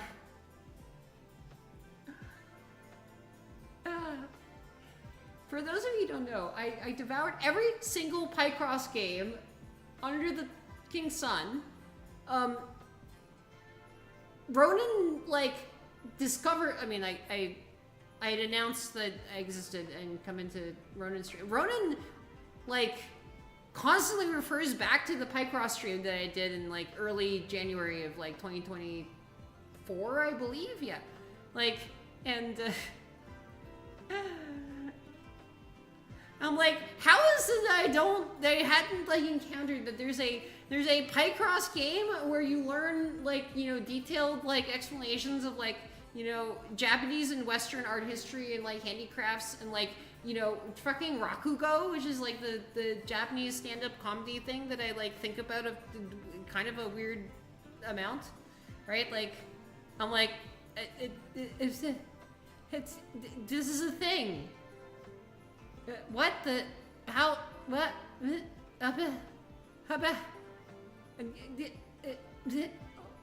What? How did you target me? Anyway, so I've played an unfortunately very large amount of this, like, off stream. So, but you know, I have not played any of the. Well, okay. So I will. You know, you have, yeah, I've done a bunch of these, but I've mostly done the easy ones, and the hard ones are quite hard. So, I don't know, let's just start and play some, like, fun little, like, cozy Picross. Let's get some Western paintings. I'm gonna start with this insanely difficult 40 by 30 one.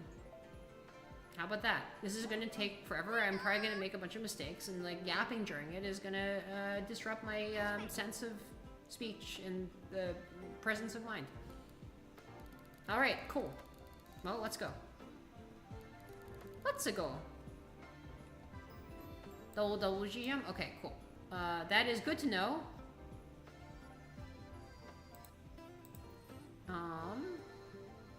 Oh.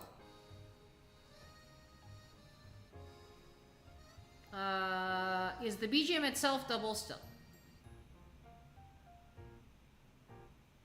Just one? Those hyped up a bit. See, the thing is that I've been sort of in weird, like, somewhat depression. Okay, yeah, category change. Yep. I have been in weird, like, you know, just kind of...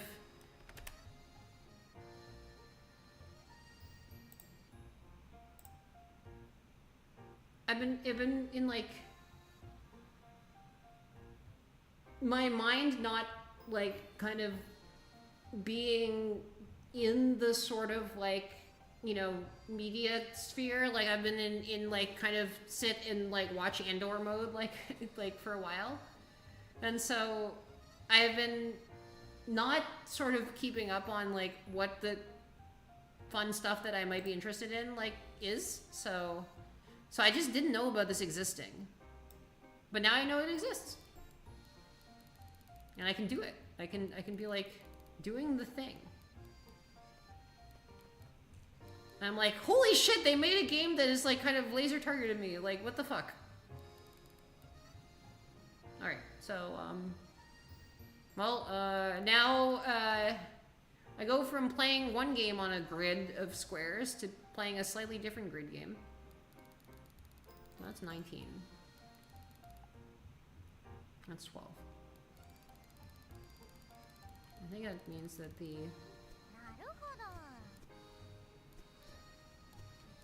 Wheel 7. Okay.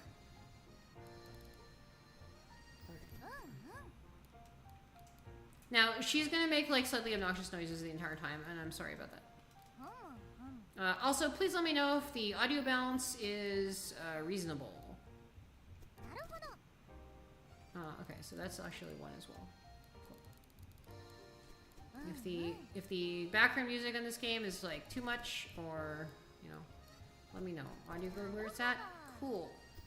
Cool beans. I'm just gonna use like weird Picross techniques and just do Picross. Yeah. Yeah, so they just teach you about art history. And then I went back after this, like just before stream I went and I was like, wait a minute, she's really into art history. Like this is not like just a kayfabe thing for the game. It's like she like when she goes on these like kind of wild PowerPoint presentation things about like kind of just very specific stuff around like, it's like, oh no, she's committed. Like this is real. Yeah. This is not a voice actor that they paid to just like, you know, do their, you know, edutainment game. Because like, you know, the thought that has occurred to me, like as I've played this game, is like, I feel like something that would be like one of my greatest joys in life is to be the sort of narrator host of an edutainment title, right? Like I think that like being the host of some like, you know, teaches math game or something like along those lines would be kind of amazing, right? Like I just want to evoke the inner Mavis Beacon inside myself and just be like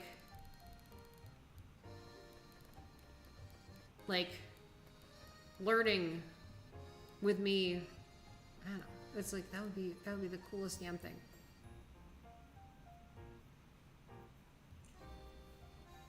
Let me see.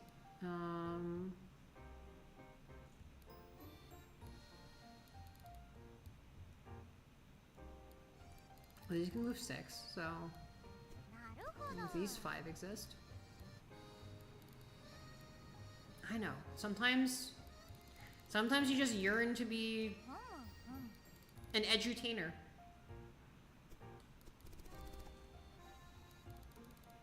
There you go. You got the whole thing.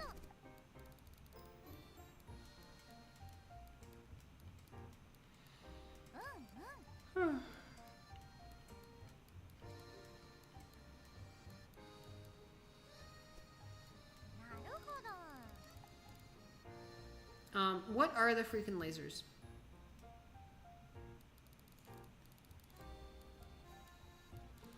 You know, I think about where the, where's the Zumbini's narrator guy now? Like, what happens to these people? What are their lives like? I want to know. I want to, like, kind of get an inner glimpse into their story. Kari Calculus? Love nonograms. This is art history nonograms, like, you know, narrated and taught by a VTuber. And when you make the nonograms, it's like some sort of like piece of art, like some work from, or technique, or, you know, cultural practice or whatever that like has some sort of like important art or cultural history, like kind of thing. And then this VTuber who is actually into like art history, like for real, like explains it to you and like adds her own flourishes and like discussion of it, right? And I probably could not find a more laser targeted game at me if I tried.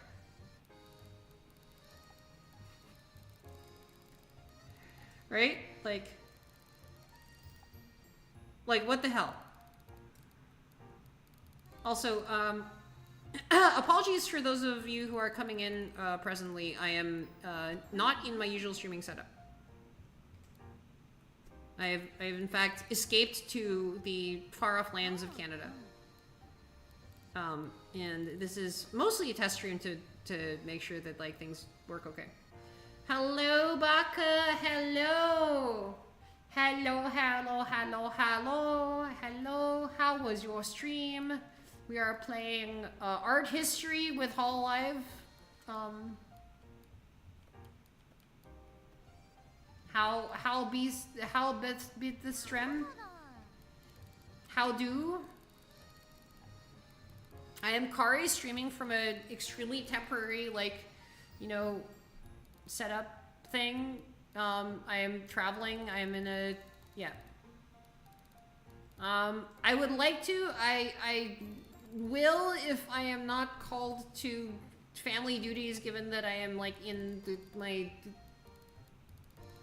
family's home country like now, and you know things are just kind of pretty unpredictable in terms of like everyone's schedules. I mean that's the main thing that's going on, right? Like I'm yes. All right. Godspeed. I hope your stream was hecking awesome. They are very cool. Are they? Is that some Twitch thing they haven't heard about, or are these like regular emotes? They are very cute. Also, what is their exchange rate?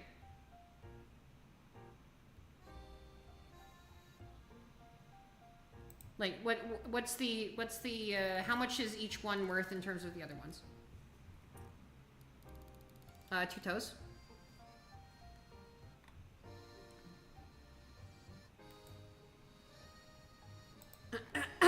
Two toes per ground screen. Okay, all right. Are you doing the weird prime number thing where they like multiply up by prime? Okay, 200 toes per. Okay, so they're decimalized. Okay, you got some decimalized currency stuff going on. Got it. Understandable. Decimalization is always like a firm choice, right? I mean, you wouldn't want to piss off the French revolutionaries who like, you know, started it, right?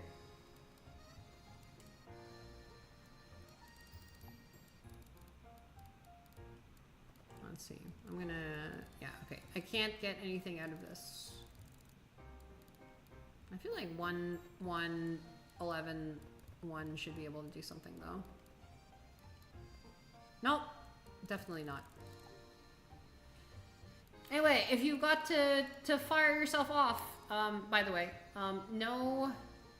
Basically everything is broken in terms of redeems right now. Normally I would like greet you with some sort of like wacky redeem stuff, but again, I am streaming from not just like a laptop on a table. This is a weird travel setup. Everything is broken. All my plugins work. My Stream Deck is doing extremely strange behaviors that I have never seen it do before. Everything is, I would say everything is horrible, and actually things are quite nice. Even the emergency spins are not functional. Like, everything is broken. Don't say I didn't warn you. I can't even see the ad manager right now. I don't know whether there's an ad coming now or in like 20 million years. Here, how about this? We give you a spin, but like the spin is just like manual, so here we go. I'm gonna just say we and then like spin. Wait, hold on. We. See, I don't even have my, not only my normal mouse, so I can't just like, you know, release the spin wheel. I have to like do the entire clicky like versions of it. Like, can't change the sensitivity of it. Like, it's just, everything is, yeah. I'll just, gotta do everything manually. I can't automatic any of it. My feet are supposed to stay upside down for a second. Yeah. I can't even do anything correctly. Like, it's just, everything is ruined. It's so scuffed. It's like, you know, it's all fucked up. It's all broken. Well, I'll spin on mouse wheel. I mean, that's just VTube Studio, right? But like, I'm like devising crazy software, you know, tooling to do it.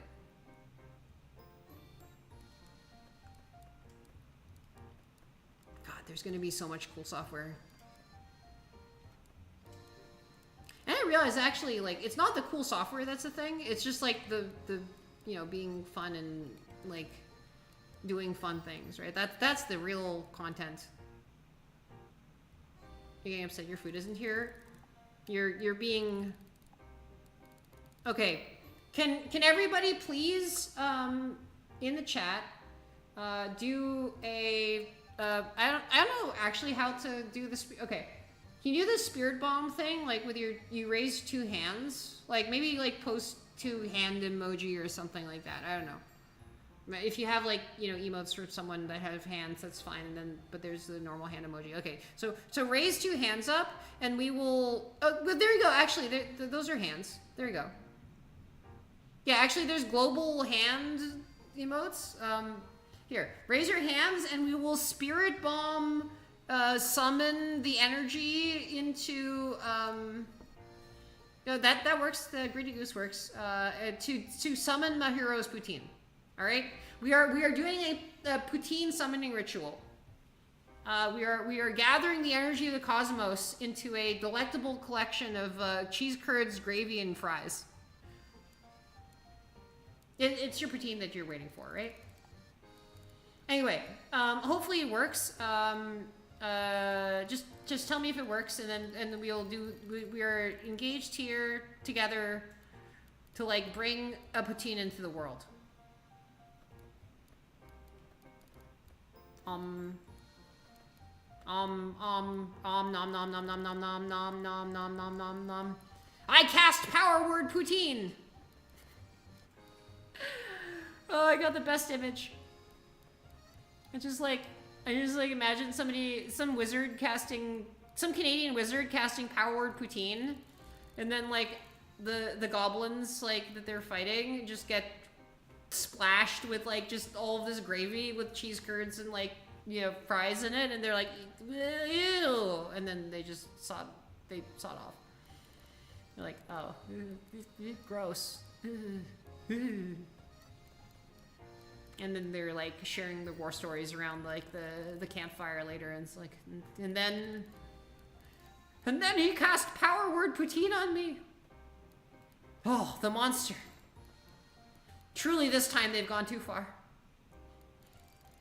Yeah, goblin that poutine. Hot and chunky, yeah, exactly.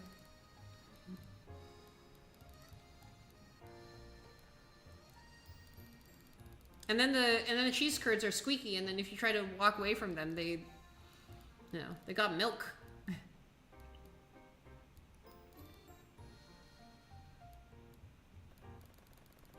Because they're made of cheese. I don't know why I said they got milk.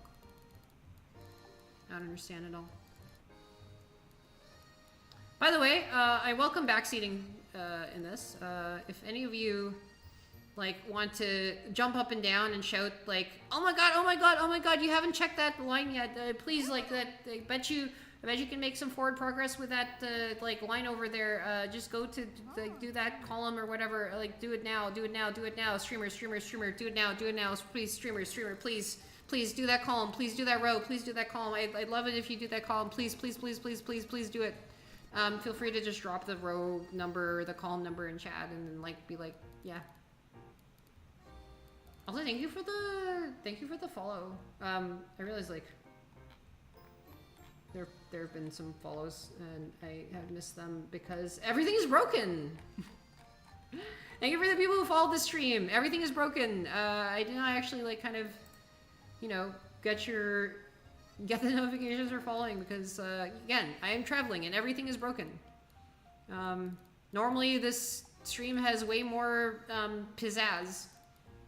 But, not today. Not today, Satan.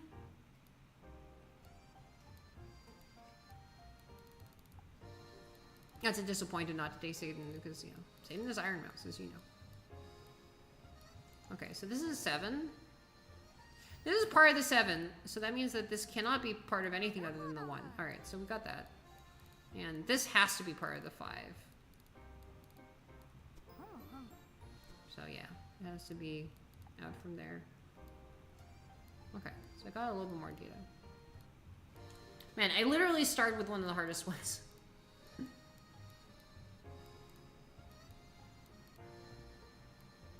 $430F? Oh, $1.30. Get that $30 Fahrenheit. Fun fact, by the way, for the non-Canadians in the audience. Canadians use Celsius for basically all temperatures. Except for ovens, ovens and pools.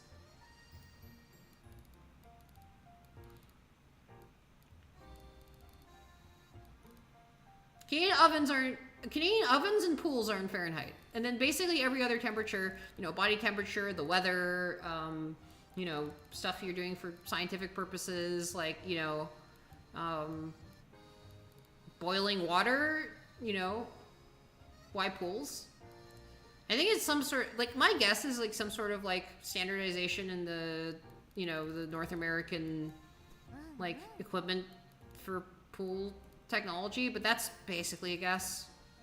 That seems like it's the most, like, you know, plausible explanation, but I'm just spitballing. I have no idea. I have no actual, like...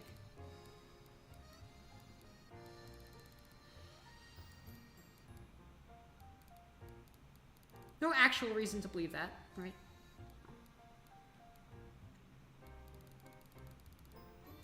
This row seems like it has a lot. I don't think it has quite enough. No, it does not have enough. The pools are made in the USA, but like a lot of things are made in the US. Like thermometers might be made in the US, but like I don't know, like. Also, they're pools, aren't they? Like, the pools are literally construction, right? They're constructed in a physical location, right? Like, literally, like, they can't be made in the US because they're made in Canada because they're literally installed. I mean, like, you can send a pool up, but I mean, like, the pools that you're generally, like, looking at the temperature of, right? Like, those are generally fixed installation pools. So, that's even more baffling, right? It's like, it's literally thermostats were never made in the US. Okay, but I used to work at a smart thermostat company in the US, and we would, like, convert... we had Canadian clients, and we would do conversions into Celsius for that, right? Like, you know, all of the US-made thermostats, like, have to convert their stuff into Celsius for Canadian homes. Which is very funny, because, like, in our database, we were using Fahrenheit, and I'm from literally the place where the thermostats we're making from, and it's like, so on the user end, we're converting that to Celsius and showing them a regular kind of Celsius thing. So they're sending us a Celsius point, and we're storing it as Fahrenheit, and I'm looking at, like, the data, trying to, like, make sense of it, and then I'm trying to do the conversion in my head back into Celsius because that's what I'm used to, right? Like, so it's like, we have Celsius data in the country I'm from, and then, like, I'm sitting in a different country, like, trying to comprehend it in a different unit and make sense of it. It's like, okay. The whole US. That seems like a very integrated supply chain thing. So, here's a question. If they charge a tariff on a hole, do they, like, fill it in 20% before they send it across the border?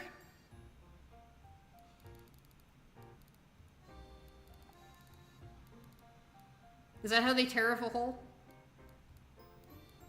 It's like, we're taking 10% off of this hole. All right.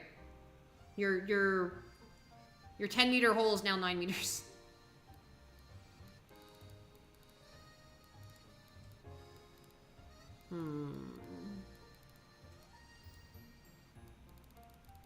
Oh, actually, this can be... oh, yeah, these two things can be... that can be done to them.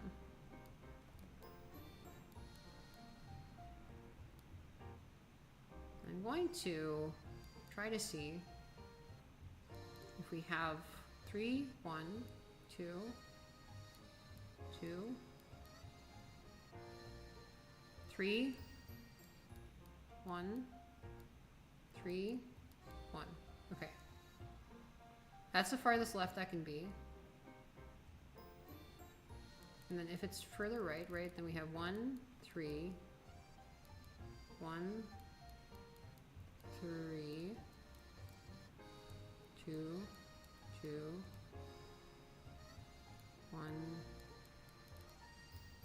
3. Okay, so we can't really, like, we cannot yet get any data about it, I believe.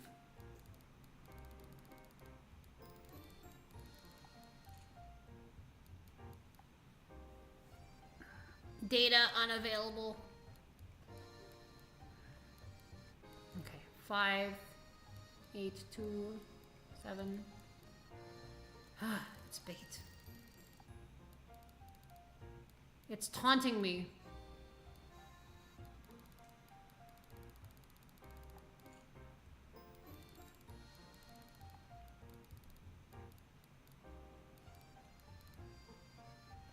There's a 2 and a 3 up here, I know that much.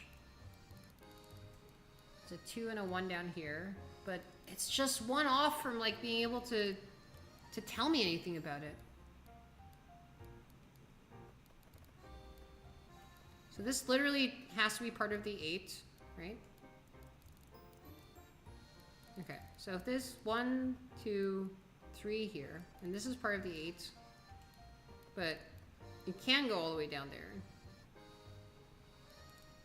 The 3 could be... Actually, hold on.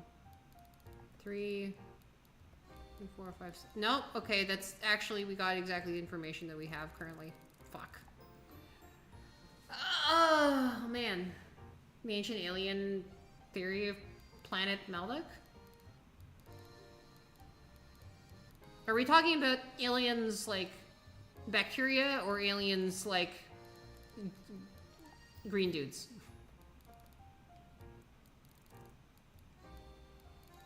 That's my first question whenever we're like, okay, ancient alien theory, right? Like,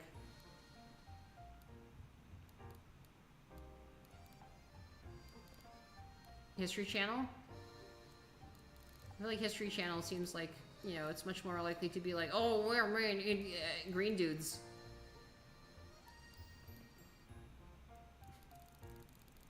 There's a very big difference, of course, between aliens, parentheses, dudes, and aliens, parentheses, some, like, microbes, I guess.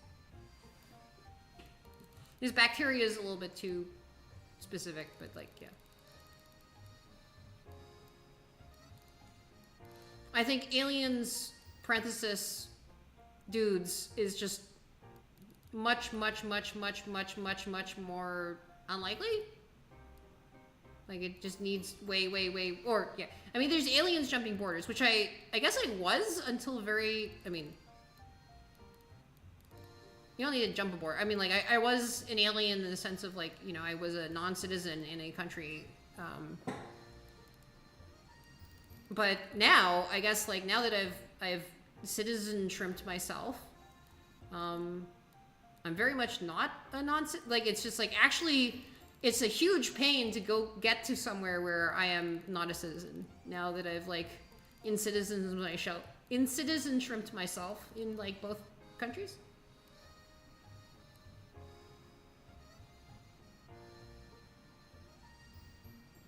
I see. It's, I see. So it's aliens, parentheses, dudes. Yeah. So I would say, just like from your description, I am skeptical of aliens, parentheses, dudes. I am much more skeptical of aliens, parentheses, dudes, comma, nearby, right parentheses. So, like, there's a number of things in that story where it's like, first it's aliens, dudes, and not aliens, microbes. And second of all, it's aliens, dudes, comma, nearby. And, the comma nearby makes, like, throws a whole bunch of, like, you know, additional wrenches into the issue. Because then you have to explain the lack of a whole bunch of stuff, right? Like, it's like, okay, well, if they're aliens, comma, nearby, right, then, like, a bunch of stuff you'd expect to, like, very easily detect, right? Like aliens, comma, dudes, or aliens, parentheses, dudes, comma, somewhere, is, I think, pretty implausible, but at least, like, substantially more plausible than aliens, parenthesis, dudes, common nearby. And I think the only way you get aliens, parenthesis, dudes, common nearby is, like, if you're positing some sort of, like progenitor theory, you know, for humans, and that's, like, that's not actually what happened, but, like, you know. Yeah, but, like, you know, them dying on Mars doesn't mean that, you know, there wouldn't be tons of their shit just sitting. Aliens, parenthesis, bacteria, comma, in large colonies shaped like...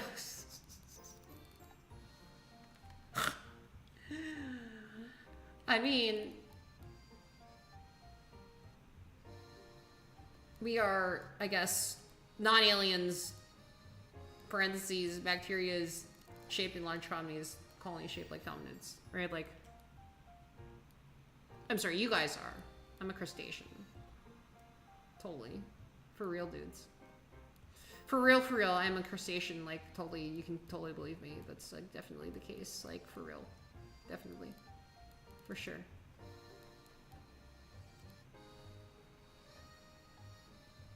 Oh, you know what? I can get more of this out of this. Nope. Nope, I can't. Never mind.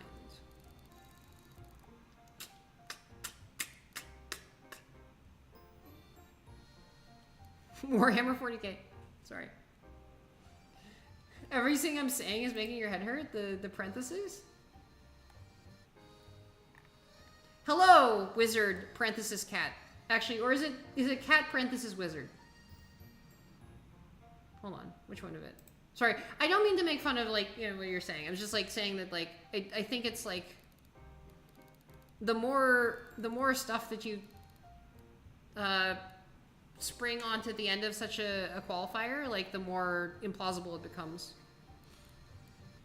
And at some point you need a lot. Semicolons would be, you know, something.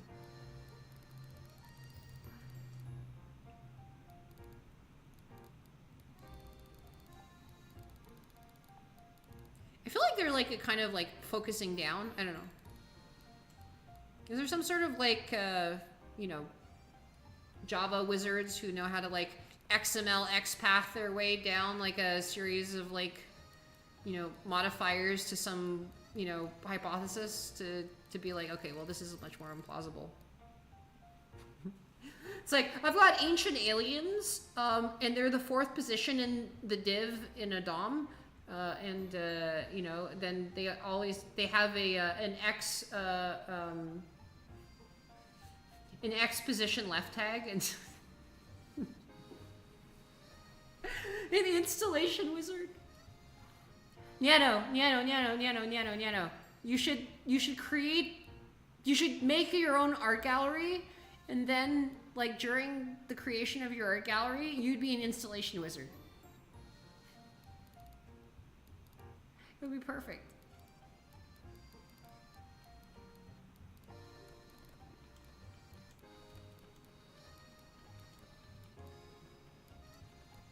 Or they could make an art gallery of you, and you'd be an installation wizard. Yeah, exactly. Yeah. Thank you for the +1. I appreciate it.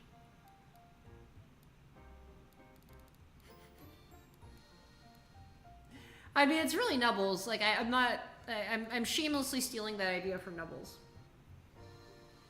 My only real contribution was to apply it to the cat. Also, Miano, are you aware of this game? It seems laser, like, targeted at me. I feel very attacked. It is like an art gallery game. It is a game where a Hololive VTuber is a curator of an art gallery, and it turns out that I think actually this VTuber is in fact very much into art history and does, like, little, like, PowerPoint presentations on, like, you know, the Rococo period of, like, Western art, right? So there's a Picross game that is based on, like, where she is a curator, And if you complete it, all the Picross pictures are of works of art or like, you know, techniques used in art or, you know, Japanese like national treasures or handicrafts or like, you know, glass or whatever. And I don't know. This seems like I feel attacked. That's what I'm saying. And it's Picross, right? How could they do this to me? The monsters. The absolute gall.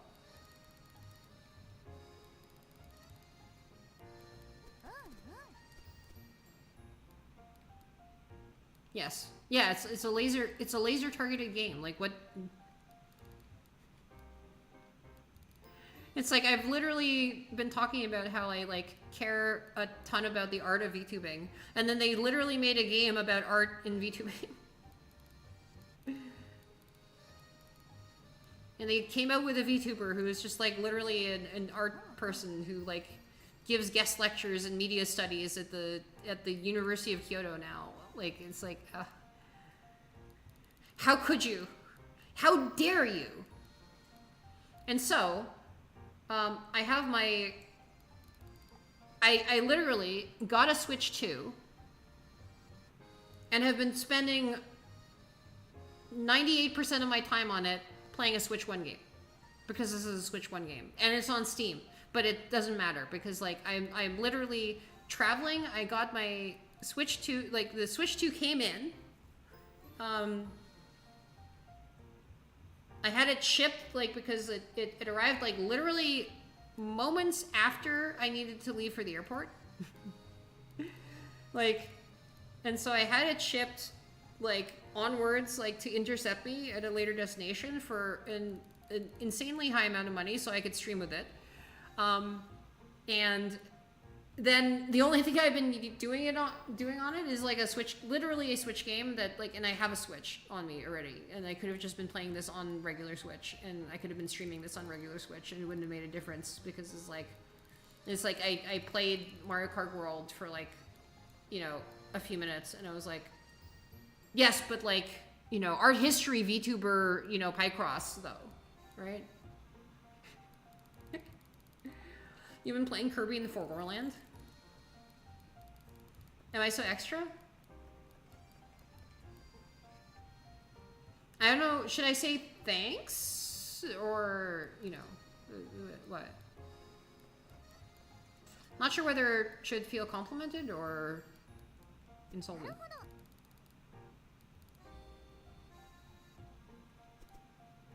It's a very me story. No, that makes sense. Yeah, no, I'll cop to that. It is me.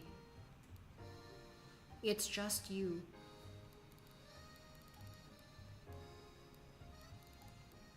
Look. Life is all about making opportunities. And what's an opportunity? Like, you know, getting the Switch 2 in case, you know, something interesting on it is something that you can stream and like have a bunch of fun with, you know? It's like maybe. I don't know. Maybe the key to happiness is like stored within Mario Kart World's sandy shores. I don't know.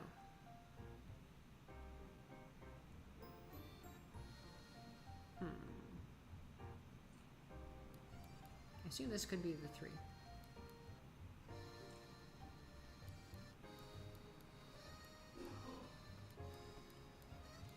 Okay. You mean okay with an extra card?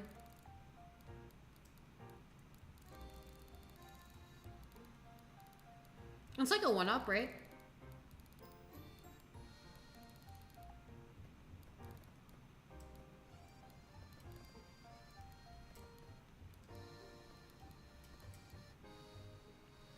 I mean, I guess that's like that's the dream of art, right? Like, you know, immortality in artistic form, at least, you know.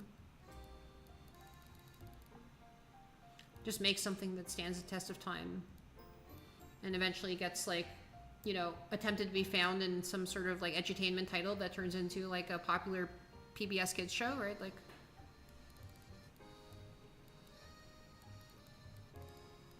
where you have like, you know, people dress up as gumshoes and like take part in a game show with an extremely catchy a cappella theme song, in order to catch like this like oddly like kind of, you know, incredibly dashing but mysterious woman in a red fedora and trench coat that like is like has taken to, you know,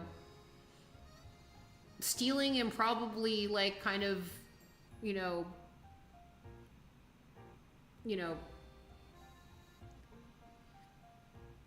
sometimes massive, sometimes like otherwise, like literally, you know, sometimes like freaking Mount Rushmore, like,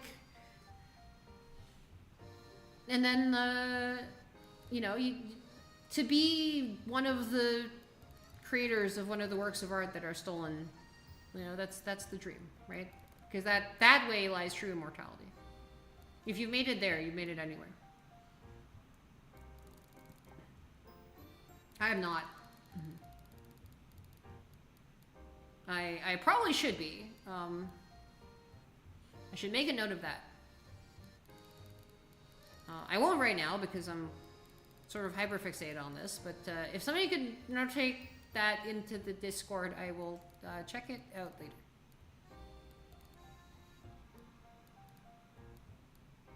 Also, I owe some friends, I owe some friends, you know, money for dinner. So if somebody could put that into Discord too, I need to send them some money for like some izakaya food I went to get the other day.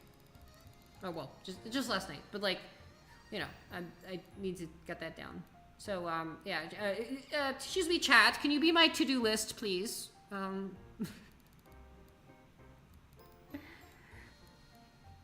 No, honestly, this would be really do me a solid if you could just like take down some like, you know, errands that I've like kind of easily gonna forget if I don't like, you know, write them down somewhere. Pretty please.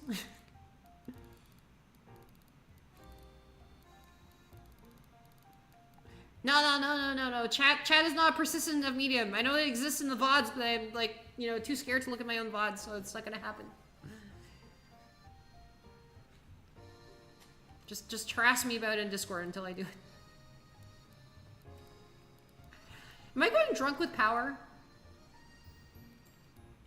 Is it drunk with power to get chat to try to do your executive function tasks for you? Is that too much? This is an abuse of the streamer-reviewer relationship. Honest thoughts. Am I already drunk with power? Am I just drunk? I don't know. I haven't had, well, actually, it's not true that I haven't had any alcohol. Normally I would not have had any alcohol because I don't drink that much, but yeah, I've been hanging out, seeing friends, like doing stuff. I've been imbibing some. Probably, but you don't begrudge it. Isn't this how all streamers treat their chats? I don't know if they treat them as daily planners. Yeah, there are many ways that they treat their chats, but like this is not, as far as I know, one of them I'm aware of. No, actually, I can do that. Nice. Just their mods. Well, if I'm treating all of chat that way and not just mods, philosophically, does that make my stream communism?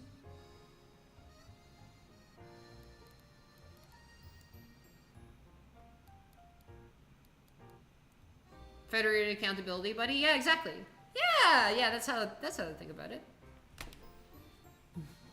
Just throw your accountability out into the winds, and then it'll come back to you tenfold or 100-fold.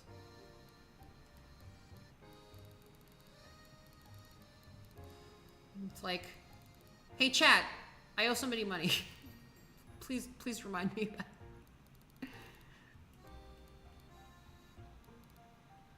Macari Shrimp Church.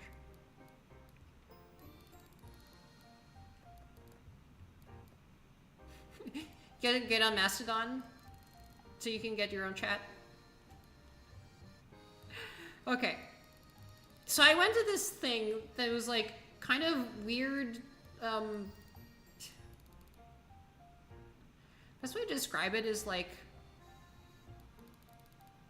internet rationalist, like kind of summer camp get together thingy. And you know, there's always like a thing when like you're dealing with like the internet rationalist. It's like how much of a cult is this anyway? The drink spilled on anything? Oh shit. Guys, I think you are holding your hands up too much. Nobody put their hand down to grab the drink.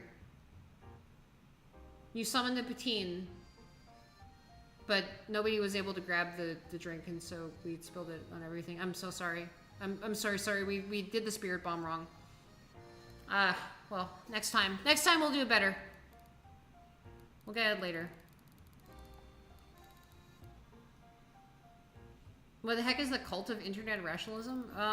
It's this group of people who were like basically standing around saying like, AIs are coming and they're gonna destroy the world and kill everybody. And then, you know, unlike most UFO cults, the AIs actually did show up and they're sitting in the skies now. And then people are being like, well, you know, sometimes I like to have, you know, some people are like, but the AI does all my homework. And then other people are be like, but the AI like talks to me like a friend and I like making friends. And other people are like, but I wanna fuck the AI. And then, yeah. The Basilisk people, except the specific Basilisk dude, is like, they don't take that guy very seriously, I think. Like, this is like not... These are people who are not very friendly to the actual Basilisk dude, because the Basilisk dude himself, like, kind of got very, like, you know... It's the not, like, kind of... It's the less evil portion of that. Like, there are definitely portions of this cult that have... The cult... Not actually cult, but, you know, trying not to be cult thing. Yes, that guy, yeah. Mm-hmm. No, you're thinking of the right guy. He was wandering around. I passed by him several times. My only interaction with him, the man you are talking of, Jalapeno, is to ask him, to yell out at him, hey, do you have an opinion on VTubers? And he said, no! And that was it. That was the only time we talked. I wasn't actually interested in talking to quote-unquote celebrities at this thing. I just wanted to chat with people who were interesting, and there are a fair number of interesting people there. Yeah, Basilisk got canceled. Which is like a very, like, kind of, like, stupid thing to say to him, but, like, I figured, like, whatever. Rationalist Harry Potter wouldn't speak. It does to me, too.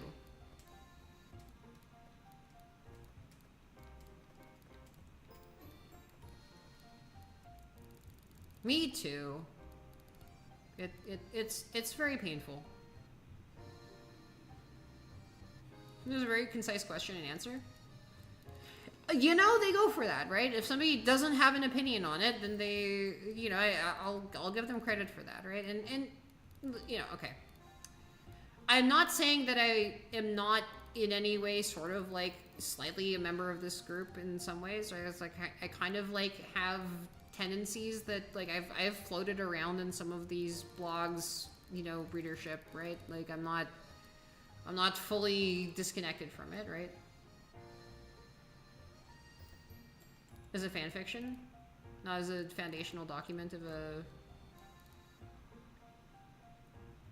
No, it's valid, right? Like, you know, saying you don't have an opinion. Thank you for the 3 months of sub. What is it like? Man, was it that long ago? 2 to the 5. I think it was 2 to the 5. Wait. Yeah, so I got very embarrassed. You know how you have social like anxiety around like talking to people that you haven't talked to in a while and you have no idea whether you're still friends, right?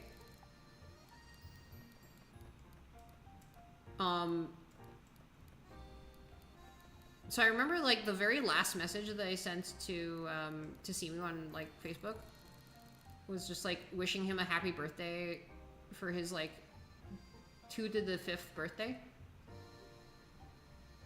Because I was like, yeah, that would be clever and kind of in character with me, and you know how he remembers me from high school, and like kind of consistent with how we last talked. And I didn't get an answer, and I'm like, okay, he clearly like, you know, this guy like important Hollywood celebrity doesn't really. I'm not gonna never messaging him again until he messages me first.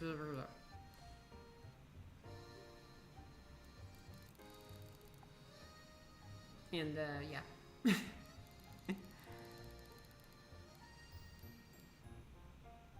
Oh boy. What? Oh, Simu, the Avenger Shang-Chi and Legend of the Ten Rings. That guy. I wished him a happy 2 to the 5th birthday, and then I was like, oh god, he didn't ever respond, so I don't know whether we actually or anything. Okay, never mind.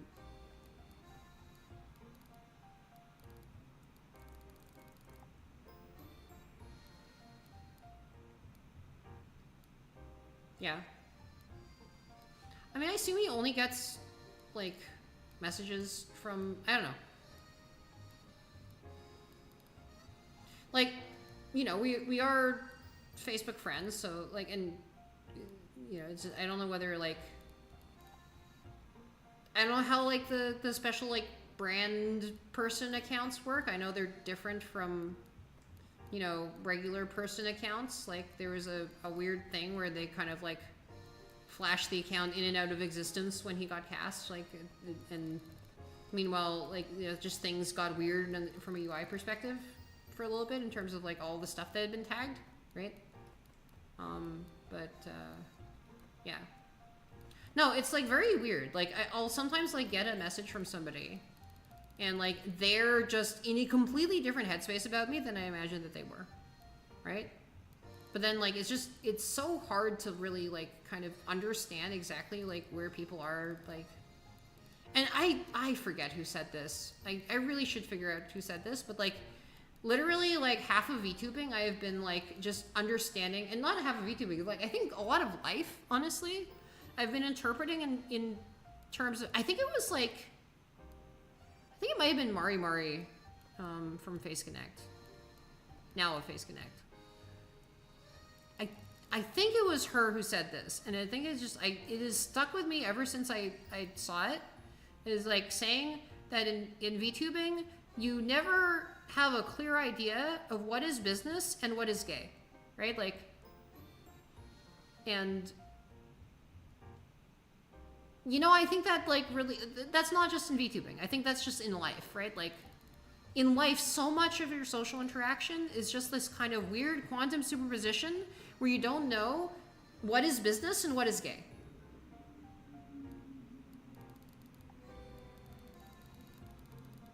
And then, like, and that's how I, like, came to understand this, like, rationalist summer camp thing, right? Where it's like, it feels, like, very different from Off-Kai.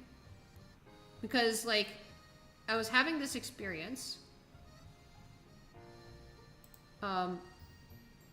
Yes, gay. I was having this experience of, like, you know, here is a situation where I'm a niche internet micro-celebrity, here among a whole bunch of niche internet micro-celebrities, but I'm a niche internet micro-celebrity in a different niche than all of the niche internet micro-celebrities that they're in. And, like, the amount of, like, absolute fucking insane riz that I ended up having at the rationalist summer camp thingy, it was nuts. You drop in a you drop in a freaking, you know, place like that, you know, you're a internet mantis shrimp gamer, right? That like, oh, you were in the tech industry, so you like have the whatever cred that like people there have, but no, actually the thing that you're doing now is that you're a internet mantis shrimp, like, you know, video game player and sometimes programmer and etc. You know, doing like mantis shrimp related performance art or whatever. Like, you know, people like turn their heads and like just they flock to you. It's like it's actually insane the amount of like crazy riz points that gives you in that kind of environment. Like it is unreal. And I was like realizing, it's like, okay, well this is like the thing is like that if you're a niche internet micro celebrity and it's not your niche, the sort of thing where people are sort of competing for clout over and sort of like jockeying for position and trying to like measure themselves by other people, and you're just coming from a completely different, it's like an invasive species, like coming in with a different vector. And it's like it's kind of wild, right?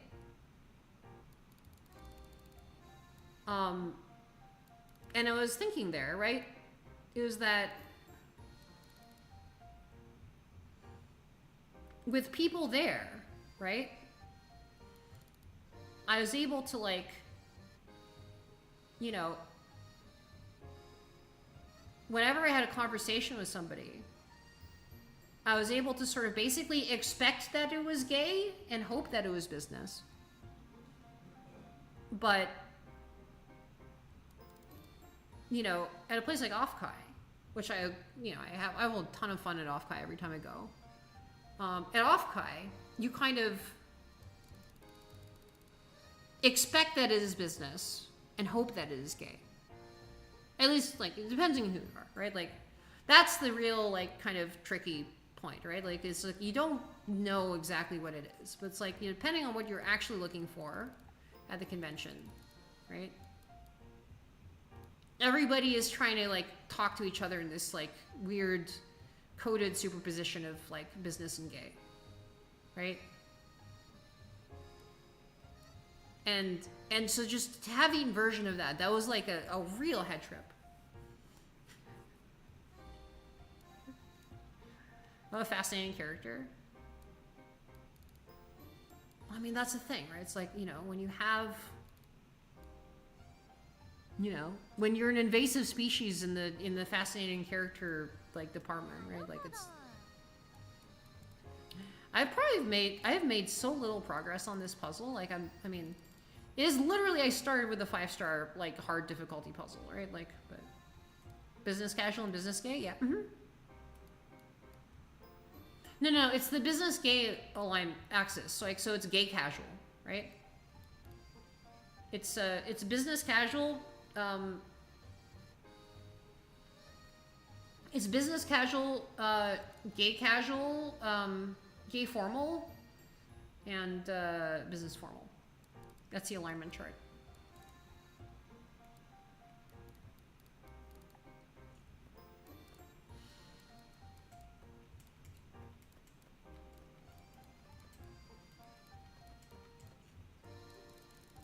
I don't make the rules.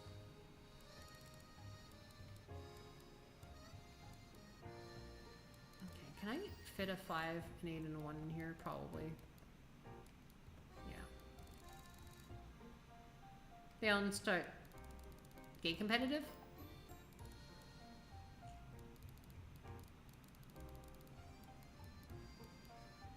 Isn't that just VTubing?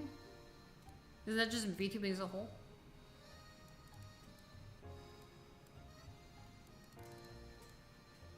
It's literally gay competitive. It's literally ranked gay.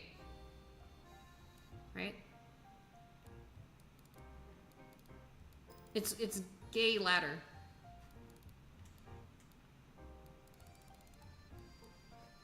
And yes, I mean, some VTubers are, you know, bi or straight, but like, you know, that doesn't mean that they are exempt from competing at, you know, ladder gay, right? Like, you know, it's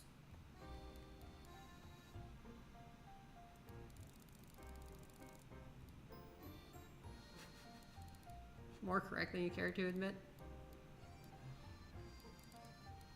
You're called a bear.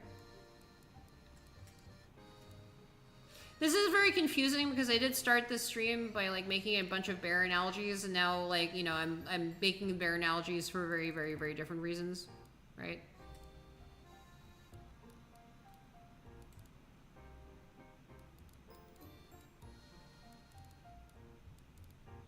I mean, I'm not going to name names because I don't want to, you know, call out a collab partner, but I've had collabs where, you know, I've been thinking for, in some cases, like years afterwards, it's like, okay, was that collab business or gay, right? Like, oh, hold on. Is that right? 2, 3, 2, 5, 1, 4. Okay. Actually, there's more information here that I didn't realize was a thing.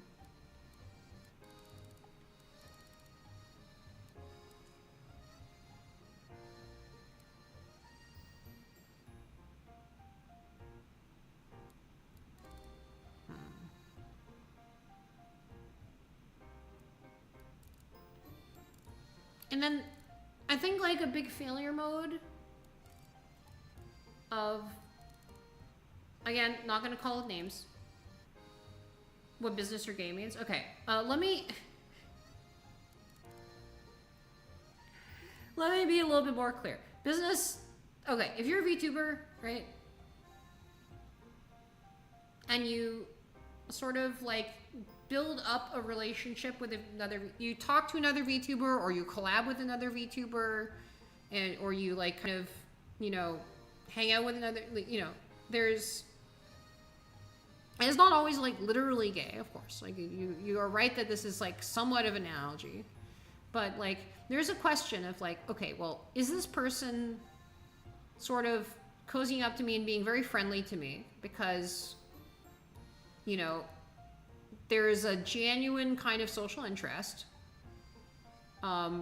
which, you know, sometimes has somewhat of a, you know, can have a sexual component, but not always. Like, not necessarily. Sometimes it's just a social interest, right? But like, it's still like a social interest that's expressed in a certain way that is like quite, you know, Zotzidon fuel friendly often, right? Like that is the sort of like kind of like, you know, it's like, you know, do things that are somewhat like, there's a way in which like a VTuber collab is very like much structured like in the way that like a date is. So even if it's not literally, you know, even if you're sort of, even if it resembles an entirely platonic date, it still feels enough like a traditional date to like kind of have some of the trappings of that, right? Like, and then sometimes people are, you know, trying to hang out with you, do collabs with you and that kind of stuff because they're putting on an act and they're like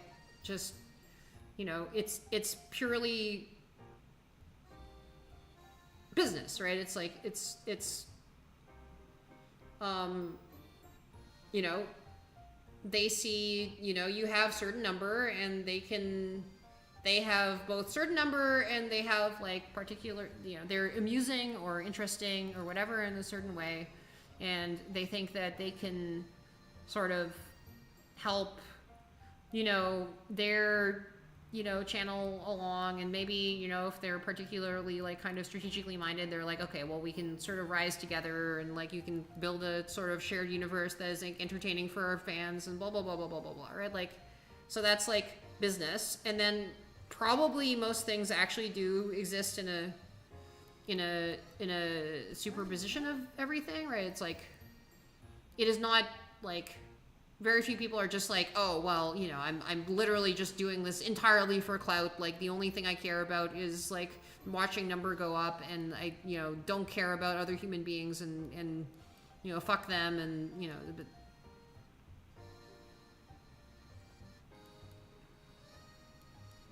Like, that's rare, right?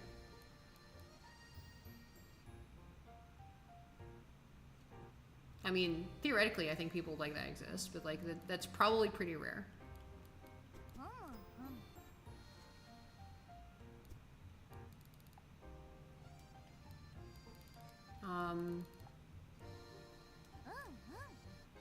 But yeah, it's a weird combination, right? A start time, meeting time, where we're doing meeting place and spend time together doing the thing, yeah.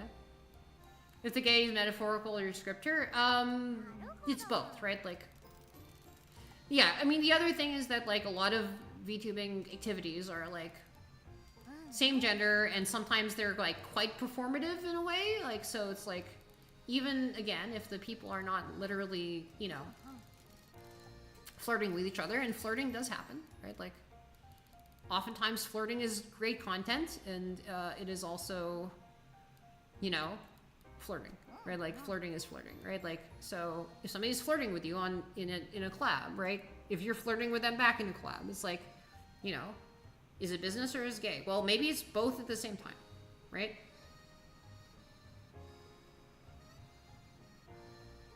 Like, everyone is streaming for number to go up. Well, you know, everyone is streaming for number to, I mean, like, some people are streaming for number to go up because they're trying to optimize for gay, right? And again, I'm like stretching the analogy here. And by the way, as I'm developing this analogy, I'm actually doing quite a bit better at the, like, I've unlocked somewhat of a breakthrough, and I think some of this stuff, so like, that's fun.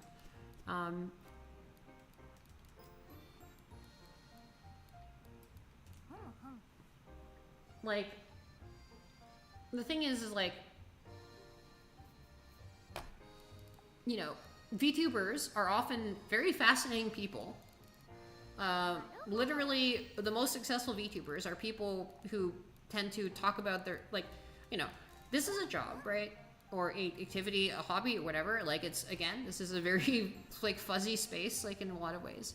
Where you spend your time, generally, yapping about things that reflect things that happen in your real life. Like, you yap about you, right? You talk about yourself at length.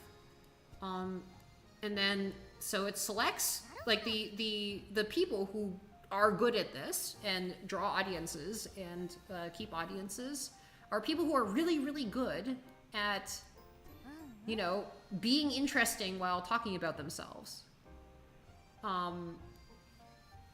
And, you know, a lot of people find that attractive, like, you know, and some of those people are other VTubers. And then at the same time, you know, in order to sort of be able to easily get into the social circle of people who are, you know, probably for a lot of people, like, the best way to get into the social circle of, like, the interesting people who they want to, like, meet and talk to and you know, hang out with, right, is to have something to offer them. And then the main way to do that is to, you know, the easiest, like, clear way of, like, having something to offer for them is to also be, like, a VTuber of, you know, a certain, you know, audience size, and be like, okay, well, you know, you can tell that I'm serious about this, so I'm not going to be, like, a, you know, a detriment to your community if you know who I am. And so, like, you know, maybe you reach out and then, like, and so, like, you find this person fascinating because that's, like, kind of their job. And then, you know, so you want to do things to make your number go up because it lets you hang out with more interesting people more easily. And so it's like, okay, well, in that case, the business is in service of the gay. And so, like, again, it's very unclear. It's very muddy. It's very muddy. So, like, you know, are you streaming for number to go up because you are trying to earn revenue to make this a career and a profession? It's like, I think, like, for many people that's not the case, because there are, in fact, like, you know, for the majority of people, and there are some people for whom this is not true, but for the I think the large majority of people, this is not a good way to make money, right? Like, you know, if you're trying to become super rich, right? And some people, like, you know, do content creation because of, like, sort of weird lottery ticket aspect of it. But I think a lot of those people even, like, probably don't do VTubing necessarily because it's not, like, VTubing is, like, again, a little bit too weird to, like, have a clear sort of path to wealth and fame and, like, you know. Yeah. Yeah, so most people, I think they stream for fun and friendship, right? But then there's still a pressure for number to go up because then you get to have fun and friendship with, like, people with bigger number who are, you know, and it's not always the case, but, like, you know, they're selected for, you know, in a statistical sense, like, being interested in people, right? Like, and again, right, there are tons and tons and tons and tons and tons and tons and tons and tons and tons and tons and tons and tons and tons and tons of super interesting, fascinating people who do not have huge audiences or moderate audiences or low audiences or audiences at all or stream at all, right? Like, this is not, like, I'm not trying to make any insinuations against people based on their audience size. I'm just saying, like, that, you know, there are, you know, statistical trends caused by the shape of the space, right? And obviously, of course, that none of this applies, like, if you're not even sort of participating in it, which I think is why, like, probably people outside of the VTubing community are probably best at, like, navigating it. Like, if you actually don't give a shit about the things that other people give a shit about, that is a superpower. And I found that out, like, when I went to this, like, Rashless meetup. It's like, oh, well, I actually don't really give a shit about talking to the Harry Potter fanfiction guy. Like, you know, like, I don't, like, you know, he's had an influence on a bunch of people here, but, and that's kind of interesting, right? It's like, it's an interesting social dynamic to observe, but, like, I don't need to farm his aura, right? Like, yeah. And that gave me a tremendous amount of power.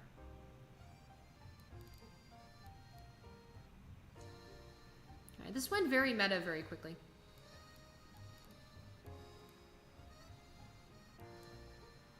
But then again, you know, we're pretty meta. I'm a VTuber, and then this game is hosted by a VTuber, and you know, it's about the art, and what are artists if not completely freaking crazy? Luckily, these days, if you want to cut your ear off, you don't need to actually cut your ear off. You can just, like, hide your ear in VTube Studio. So, yeah. Technology has made art much more accessible to people.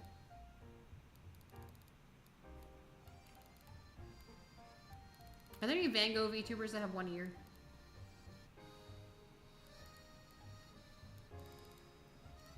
Thanks, technology. You can put the ear back. You can do a perfect transplant. Painting and trying. Yeah, exactly. There you go. Chicory is a perfect example of this. I should probably play it.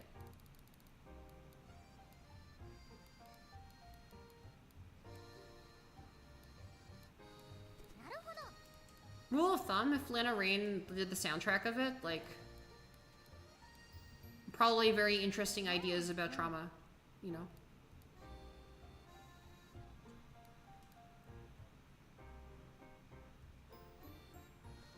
And, yes, that includes Minecraft. Yeah, it's like, what are your... Man. That was like that's a crazy resume, Lena Rain. It's like, all right, what games do you work on? Oh, you know, Celeste, Chicory, Minecraft. She's probably worked on a bunch of other stuff now, right? Like, but, like, that's kind of a very fun arc, I would say.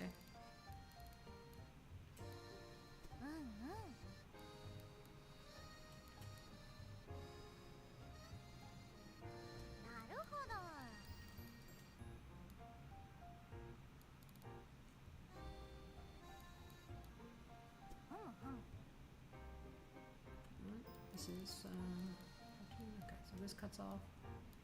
Actually, a bunch of these are definitely out of the question. How many are left here? 13? Alright. And this is thick.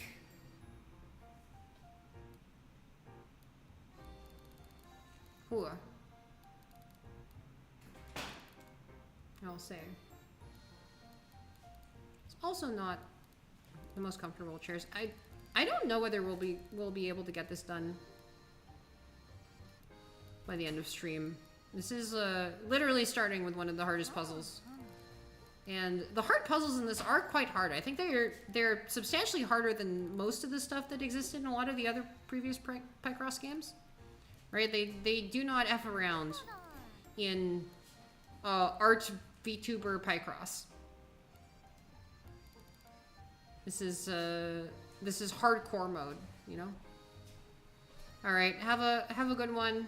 Thank you for stopping by the shrimp stream.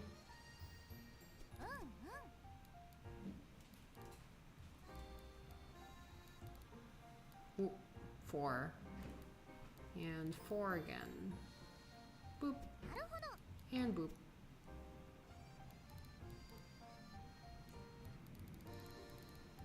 I do stream at times that, you know, bed is imminent for many.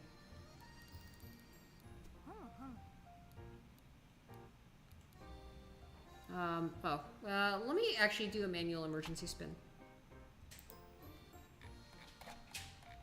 All right, I am pausing for the requisite time there and then returning. All right, hello, spun.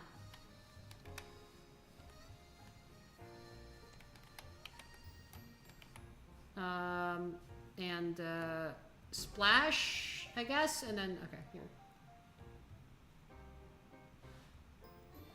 You got up early enough you can catch them? You know, one day.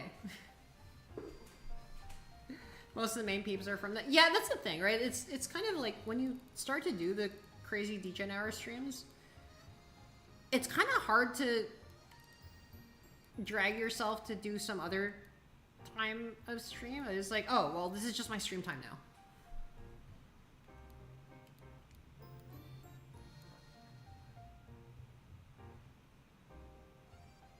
So I don't know.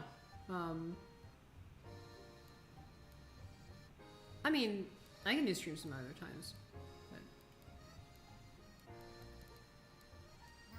one thing I'll be happy is like, one thing I'll be happy about, like, one of these months, and, you know, this is enough of a, you know, thing that weighs on my mind that I'm gonna be completely 100% honest about it.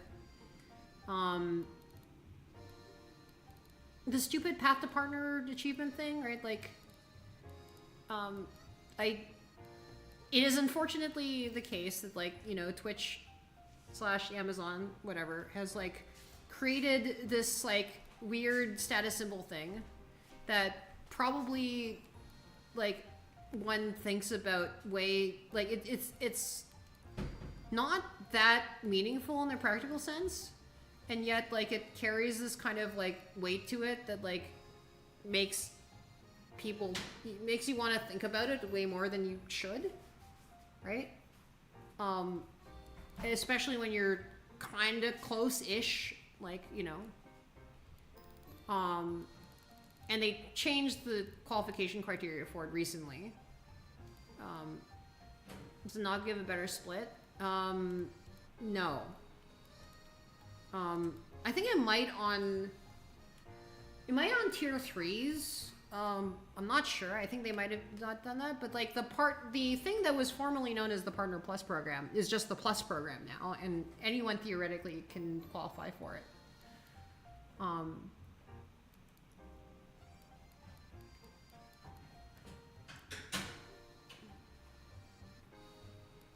I mean, the people who are likely to qualify for it, have the tend to have the viewership where they are partners. But no, there's now no requirement that you be a Twitch partner to qualify for the Plus program. So somebody with like a successful enough subathon could like do it. Yeah.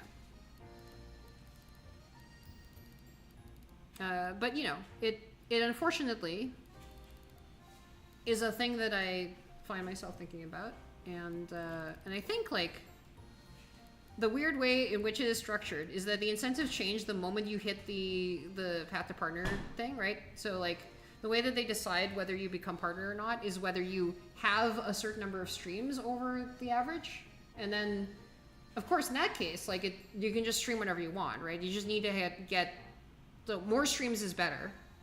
But when you're trying to hit an average over a period of time, which is the actual like, you know, path to partner like achievement itself, then that's not good necessarily to stream more. And so it's like is this sort of weird perverse incentive thing where you're like under some amount of pressure to like only stream in your very best time slots and like to avoid doing anything unsafe or like experimental, or that like people are not necessarily to play a game other than the games that you normally play, or to like kind of give a different vibe than people, like for people who are not already variety streamers, like, you know, you just incentivize really heavily to play your one game and like not, you know, not rock the boat in any way, which I think is like extremely toxic, right? Like that's not really something that you want to do, but like at the same time, it's like, oh, they're dangling this like honestly pretty insignificant status symbol in front of you, and it's like, and it just like it does like screw with your brain a little bit if you're susceptible to like weird achievement systems and status symbols. And hey,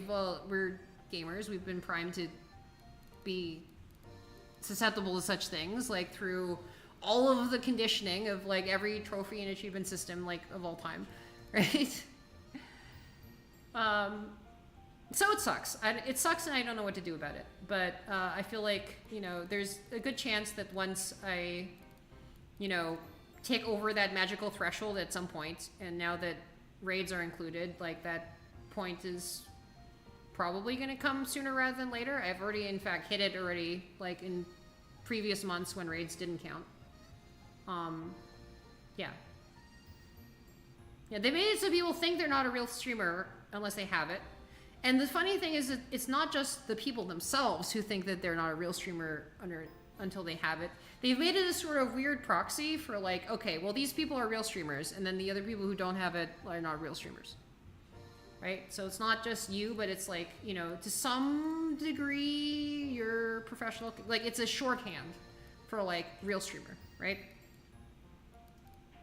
Like, if you're wandering around TwitchCon and you see a group of people, and one of them, like, their badge is purple, has the purple thing, and then the other people, their badge has the blue thing, like, then you're like, okay, well, that purple person, that's the real streamer, and these other people are like, you know, entourage people or hangers-on or whatever, right?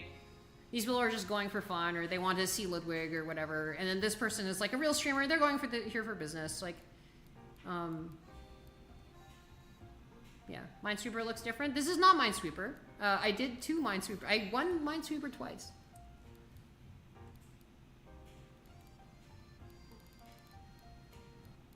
Yeah, and it's like, I get it, right? Like, you don't actually have time to, like, vet people, like, to sort of, like, if you're at a con and you're flying, like, you're literally, like, your time is money, and you're like trying to figure out like who's interesting to talk to and who's not interesting to talk to, and like there are going to be a whole bunch of people who are just there to, you know, have fun and just do whatever, and like they're there because I think it would be cool to go to like a streaming convention, whatever, right? Like,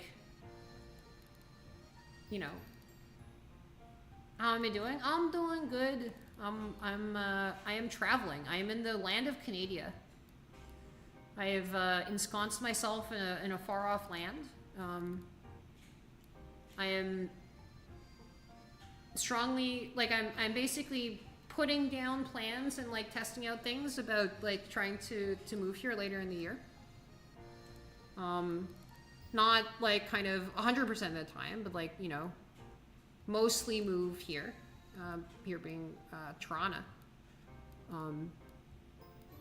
Canada. And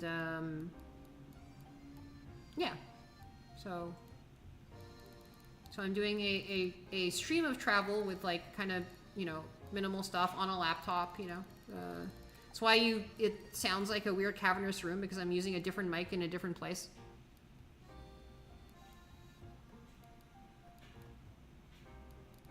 But you know, we're seeing how it works. Shrimp getting out of Cali. Not 100% of the time, but mostly, yeah. Look, it's not Cali. Like, Cali's been very good to me. It's America. It's like, okay.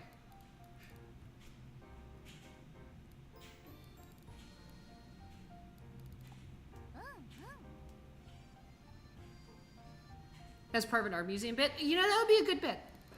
Just pretend that that's the case. Pretend that I am that clever. And then it's like, okay, well, guys, I'm streaming from an art museum right now. It's a VTuber art museum. The curator is P.U.N.C.T.U.A.T.I.V.E, and no, the echo is because I'm in the middle of a kitchen, in a unfurnished apartment, right?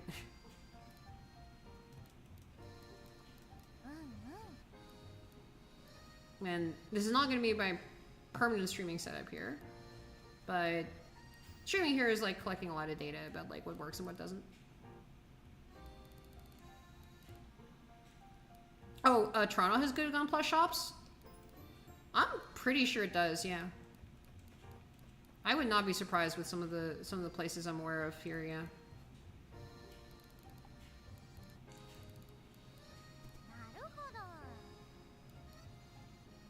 Oh, in California. Yeah. No, I'm in Toronto right now.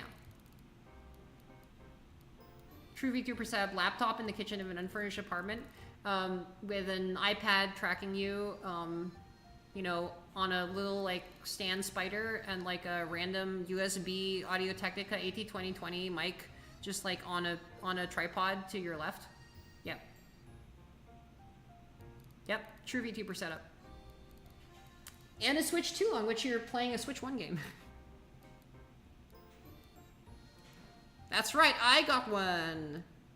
And I'm not using it for its sort of, you know, full potential, which is right now just Super Mario Kart. Or, no, Mario Kart World.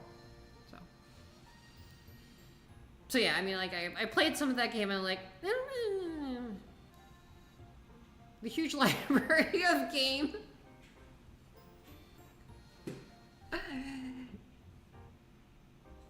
Hey, I got huge library of game. It was like, the huge library of game does sound like some sort of weird ass pickup artist, like, you know. Can't justify his purchase for a few reasons, yeah.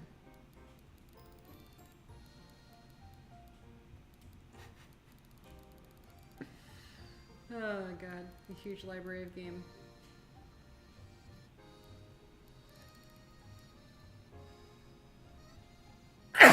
Excuse me.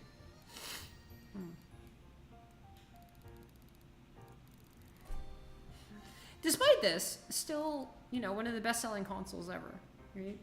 If not the best-selling console. Is it the best-selling console ever with huge library of game?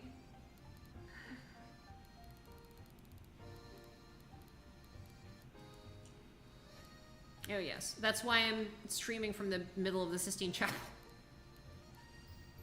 And not because the Pope is American now. Biggest Nintendo console to date, and didn't they already have the record for like biggest console or whatever, right? So yeah, I see the invite. It's yes, Baka actually rated earlier and told me to join that. I did see it. My schedule, I don't know 100% if I'm busy, but like I am highly likely to be, given that, yeah, I'm like visiting family, etc. Right? Like, I might be available then, but I can't guarantee it, and if you need certainty, then yeah, sorry.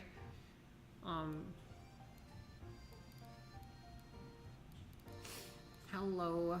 Hello, guys.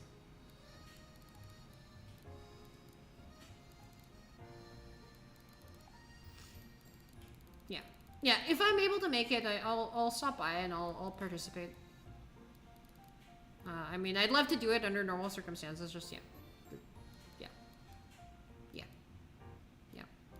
Yeah. Yeah.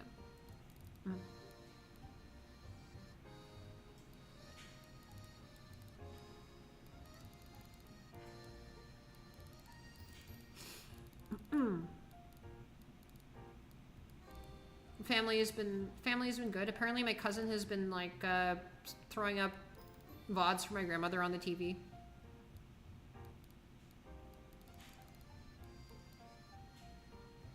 I don't know how she found my channel exactly, but I think at just some point I did mention Mantis from VTuber. And TBH, there are not actually many of us, so like that kind of narrows things down extremely, extremely quickly.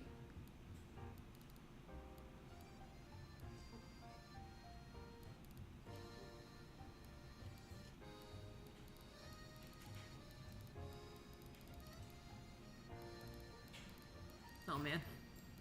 Shout out to Grandma Shrimp.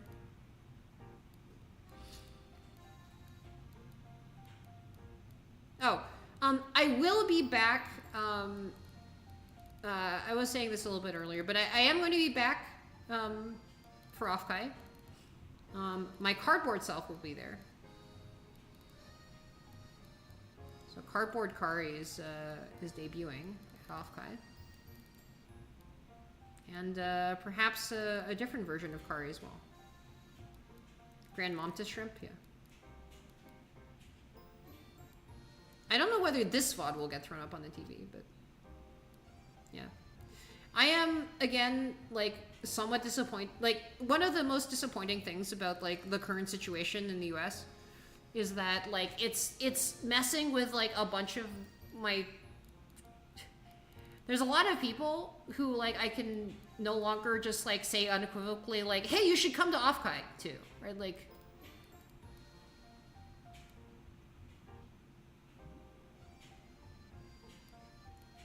And that pisses me off.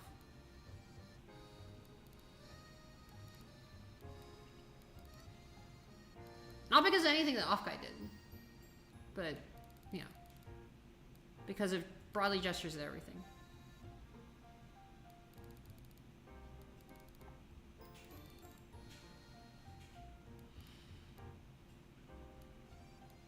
Can we just move Off-Kai to Canada?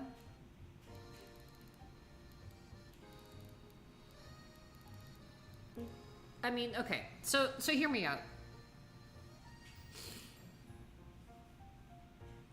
You know, we should just take Off-Kai. We should, like, put Off-Kai in a big train. And get all the really, like, kind of famous VTubers, like, on it to, you know, just, like, perform, like, on their way to Canada. Like, just put it on a train going to Canada. And then we can just send all of Off-Kai to Canada in a train. You know, and like I guess because like it'd be on a train and probably like you don't want to like confine all the VTubers in a small space, like a lot of them will be like appearing via telepresence anyway. Like you could just set up a bunch of screens in the train, and then like thank you for the sub, by the way, and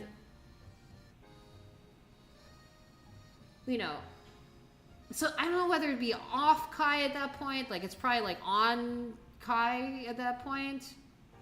And then, you know, you got the biggest VTubers, so they're like, you know, they're stars. Like, maybe you get Hoshimachi Suisei, she's a star. So basically what I'm saying is I'm proposing we replace Off-Kai with a kind of on-Kai star rail.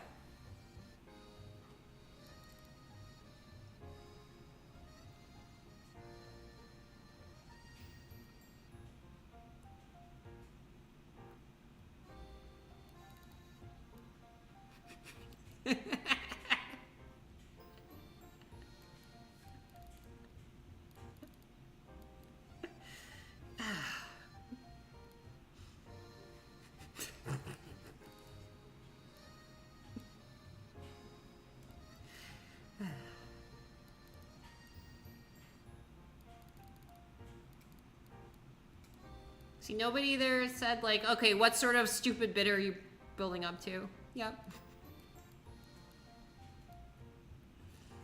Safer, I do have a nodding in approval emo. I guess, yeah. Like, can somebody post the nodding in approval emote? This is a Minesweeper for. This is like art history VTuber. You know, not Minesweeper.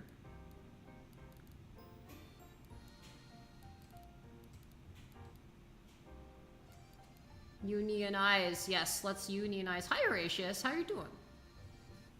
Can I shout out for Horatius? And probably some other people too. Hello, I'm in the process of fleeing the country. In fact, I fled the country, but I'm gonna go back to the country and then like kind of set some stuff up and then flee the country like kind of more of the time. Yes. I'm probably gonna move back to Canada in November. Horatius the Dward. No, it's the Dward. The Dward.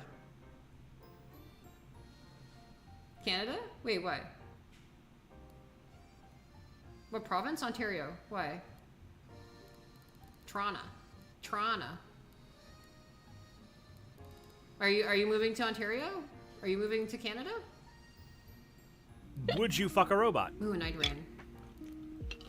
Couldn't we also put a poll in the chat? The funny thing is, I'm gonna be like physically. Wait, I don't think we can write fuck. Would you have an experience with a robot? I'm just gonna put robots question mark. Yeah, and then yes, wait, maybe no. Oh shit! Oh shit! Is the clip player like working? Robots? Huh? The curious one is now my favorite. My setup is completely broken on the other, like. Cass, no, if robot is not here, is he? Is broken in different ways. Clip player hasn't worked in forever. Exactly. I didn't even realize that like this like machine setup is so old. Using my laptop. That's everything is broken, but the one thing that's working is the clip player. Except I wasn't able to hear it, but I think presumably everyone else did. Fascinating.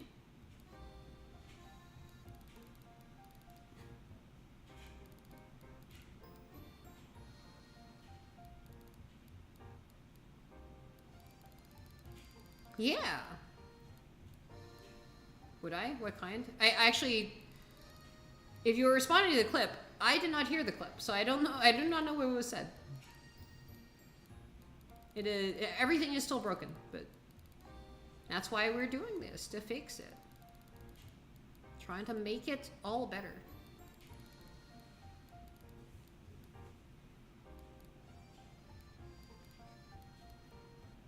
But I mean, I feel like, you know, wood is making a pretty strong assumption. I mean, presumably you want to preface it with did, and then only move on to would once you've established did not, because I think did is a very and increasingly common answer to such a question. Well, to that question. What trashy fast food should you get for breakfast? Is it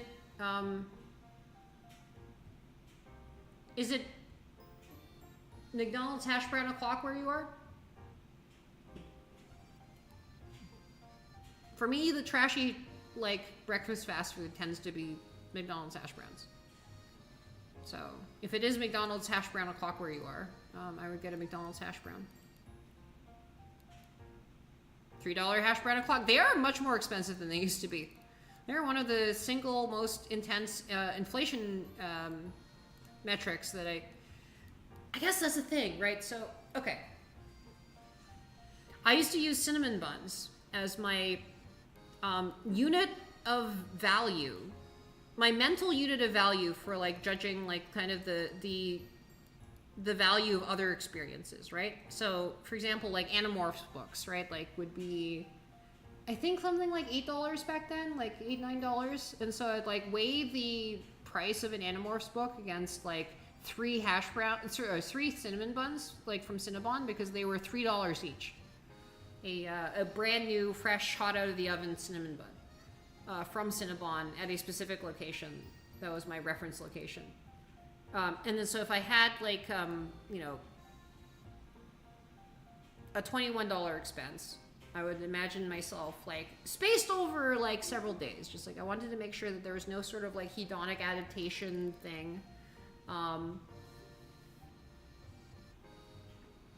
There's no like hedonic adaptation thing where it was like, you know, the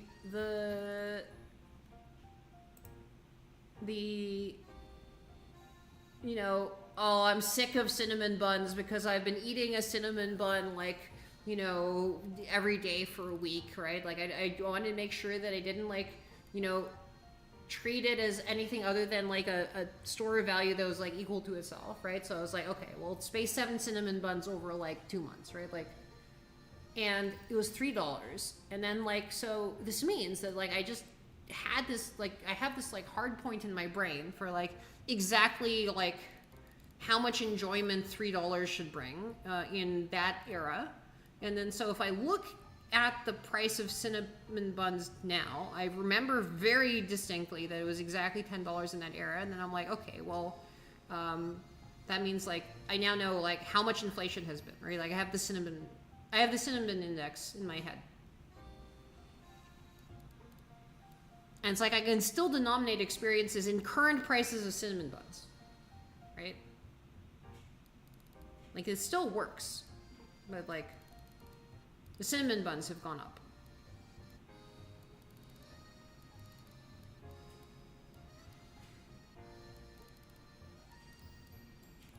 McDonald's inflation?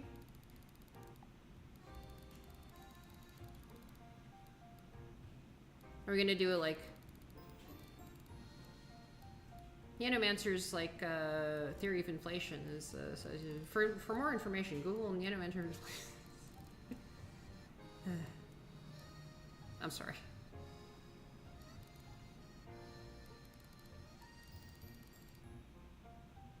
You'll do it.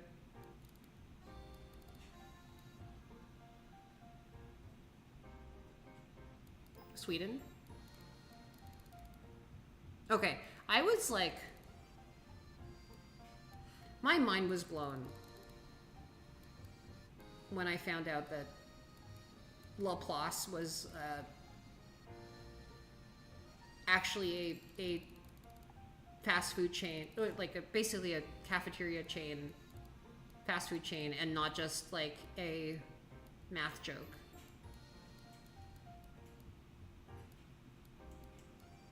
Because the only Laplaces in the US are like internal Google cafeterias, and like this is exactly the sort of thing that they would do, right? They would 100%. And I know I don't think Laplace is in Sweden. It's like it's like a Dutch thing, and like Dutch and like a couple other countries in around there. But like come on, like they would totally name their like, you know, restaurants after a mathematician.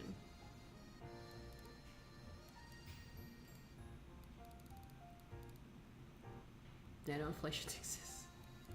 Yeah, Lawson's is from the US. Lawson's is from like Ohio, I think. Which, you know, Ohio gozaimasu.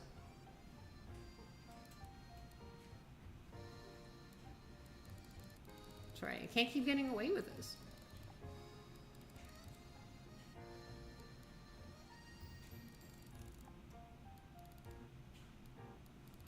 What else is from the US? Family Mart is not from the US, I believe. 7-Eleven is from the US. Costco here, yeah. Again, I was excommunicated earlier in this stream for saying that my favorite poutine is Costco's. And I stand by that.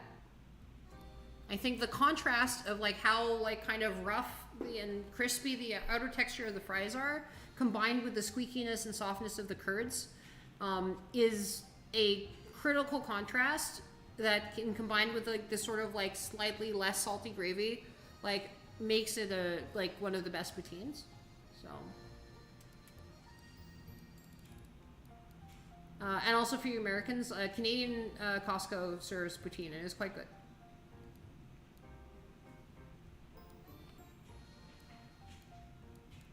But yeah, no, I have my I even follow her, Sean.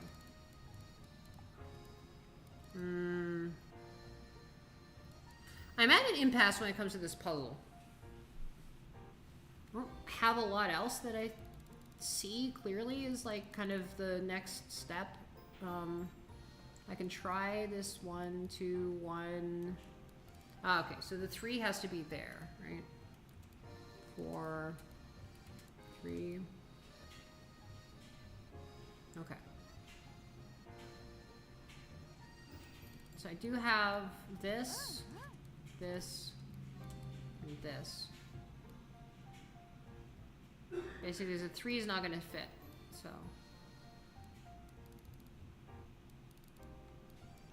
I don't know how much that helps, but you know, it's a start.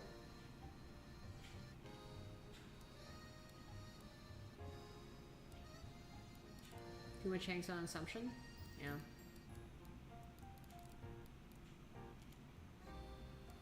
I'm not, none of these, none of the ones that I've like filled in are not guaranteed, right? We could actually, just as an illustration, I could just go back and do a smaller one. This is like a giant jigsaw, I guess. Hold on. Let's do this one. Do they still have the 150 hot dog? I think so. They do have the hot dog. Let's run and do this 5-star. So it's 4-star one. Okay, so that one was a 5-star, and I literally just started with it. Let's like quickly do like just as an illustrative thing. Just like I feel like the difficulty gets like almost exponentially harder. Like the 5 stars are a lot harder than the 4 stars, which are a lot harder than the 3 stars, and the 1 star is gonna be done in like seconds. But let's try one of these to see like how quickly we can knock it out.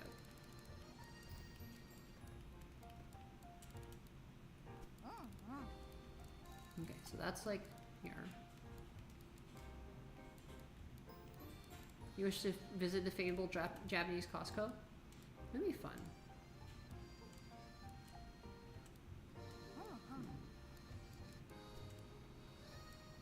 Let's see. I do wonder a lot about the supply chain of the supply chains of a lot of these places, right?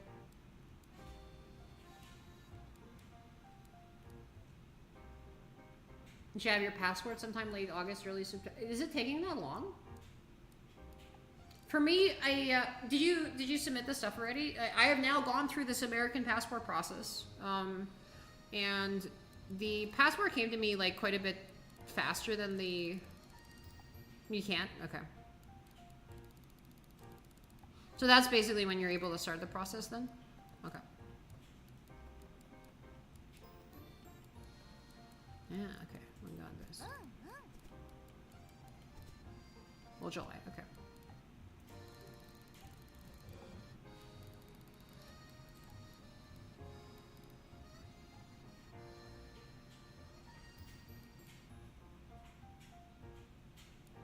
Um, 6 weeks? I think that they say 6 weeks, but in general, I've been seeing them come back pretty fast. Now,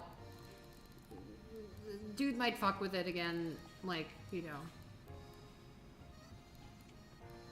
But in general, I think they've been decently fast.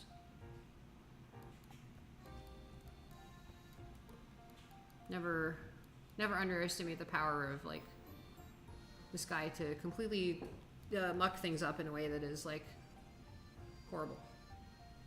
I think that can't be a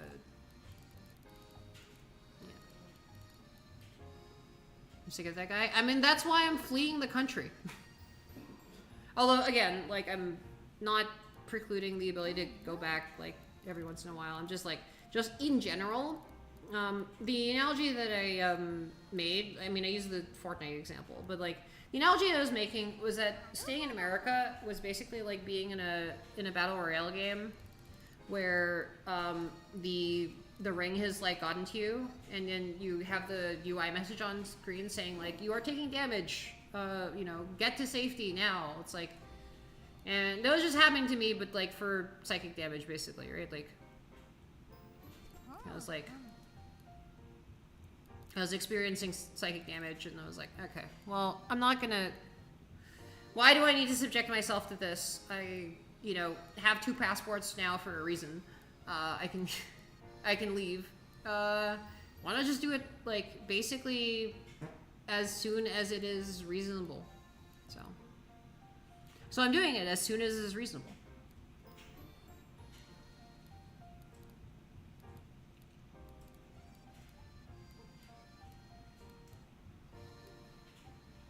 Man, yeah.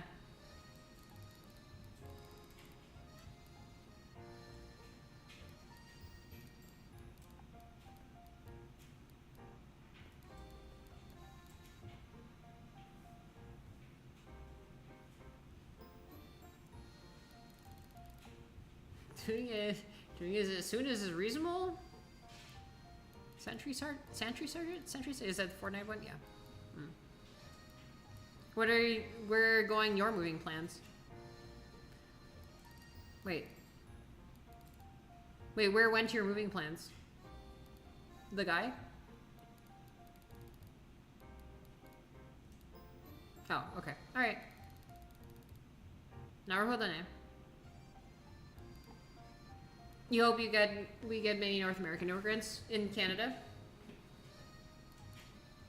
Oh, sorry, you're in Sweden. Right, okay. Sweden. I mean, as a now dual Canadian American, I am pretty content to move to Canada, but I'd love to visit Sweden. I actually have now plans to go visit Europe. I don't know if you guys saw, but well, this happened on Nagi announced on her stream that like she was not going to Offkai because, you know, current situation. And you know, that all that means is like I guess it's time for a Euro trip. And I'd love to do a Euro trip.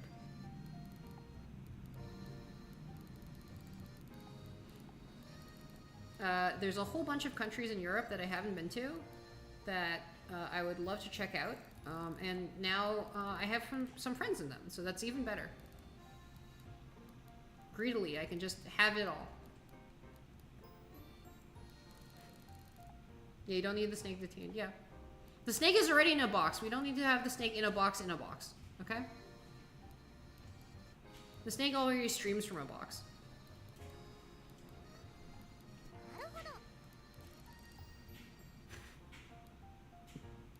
Mods, keep that message. Mods, don't delete that message.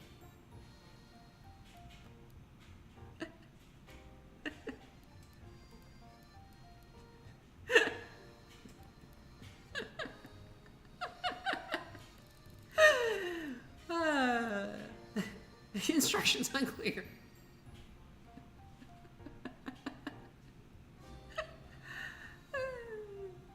Oh man.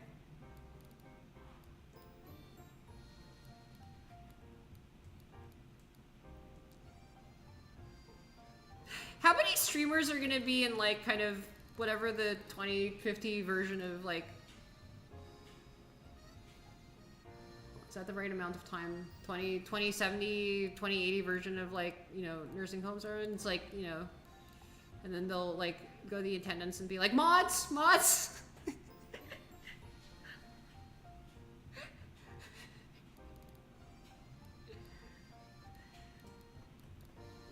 Actually, it's not just streamers. It's like literally like all sorts of people on all sorts of internet spaces. Hell, it's probably already happening. You know, I said this would be, like, I'd choose this one because it's easier, but, like, you know. Whoops. Apparently not. Chat, am I cooked? Yeah. I was recommending this, like, kind of weird rationalist summer camp thingy. You know, I highly recommend actually having a chat. Everyone should try to have the experience at least once in their life of having chat. I think chat is a very valuable and enriching experience to have. It like really teaches you something about like the way that society works. And so like, you know, I know we joke about saying chat am I cooked, chat this, chat that, but like, you know, I yearn for a world in which like therapists can prescribe you like, you know, 3 months of chat as a, you know. This is the game with a Hololive girl. It's literally all of my interests like, you know, wired together into one like cohesive whole and like just, you know, shot into my veins, right? It's like a VTuber doing something unconventional, in this case, like, you know, teaching art history, and also pie crust, right? Sorry, can you not see her? I'm like, I think I'm blocking her. Also, by the way, please let me know. Like, I'm on a laptop. Here, I'll go here. So now you can see.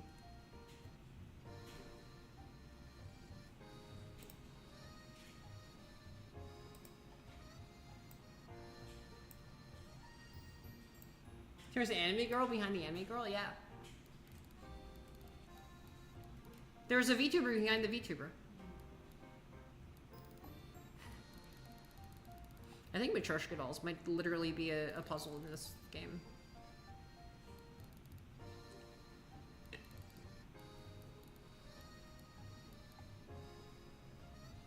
Sorry, I did not mean to cover up. This just tends to be where my normal space is, and I guess she's a VTuber, so it's her normal space too. I'm sorry we needed to fight like this. I'm sorry. I'm sorry, you're doing something incredibly like interesting and creative by like teaching art history as an edutainment character, right? Like,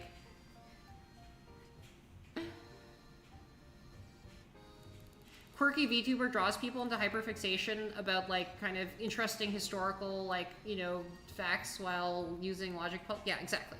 Like using grid-based logic puzzles. Like it's like the grid-based logic puzzles are actually like fine art, and like we were going to talk to you about your opinions. Like again, honestly, I should. Okay. Let's finish this. Let's suspend this and like do something that's actually genuinely easy, so I can just show you like, the game loop of this game. Here. We're gonna do this. I'm gonna choose a puzzle that is actually easy enough that I can finish it like instead of just yapping forever.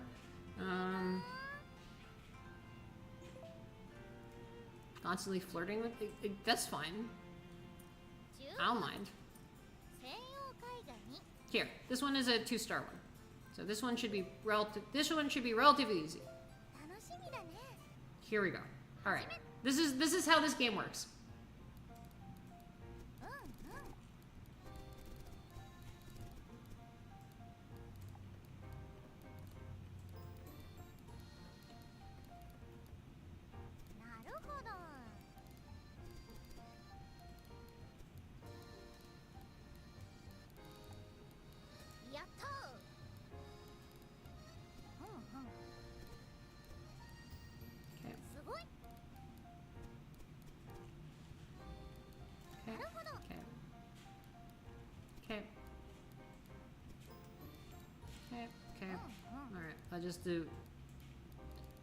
I just wham, bam. Thank you, ma'am. She reacts like with delight at all of my amazing puzzle solving, and makes like all sorts of like, you know, affirmative noises that, you know, will inevitably turn off like basically any normie that I decide to show this game. Like I can be like, oh yeah, no, the anime girl is like teaches like edutainment concepts, and then they'll be like, yeah, but why did she go and Naruhodo and like, isn't that weird and creepy? And I say like, well, no, well, okay, fine. In cultural context, it makes sense. Okay, probably, maybe it's also. I don't know. I actually don't know enough. Maybe it's possible. I don't know. Just imagine Mavis speaking teaches typing. I don't know.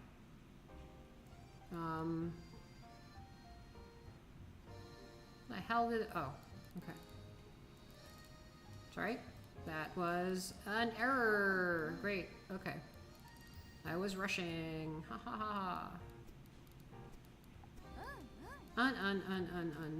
Cute girl saying cute things, yes. Yatta! She's very excited. Sugoi! Okay, alright. Sharing hyperfixations is honest. Yeah! That's exactly it. Okay. Yep. Ine. Okay.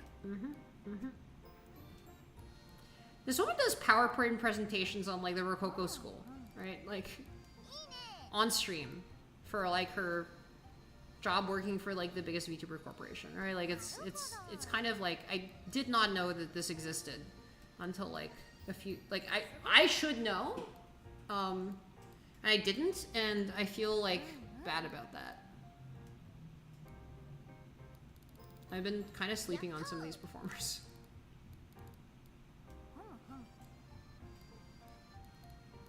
And it's like, okay, you are weirdly laser focused on my interests. Alright, cool. Alright. We are approaching completion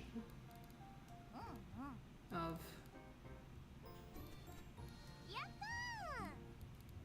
Excuse me. Okay. Sugoi, sure. Ine, okay. Naruhodo. Naruhodo ne.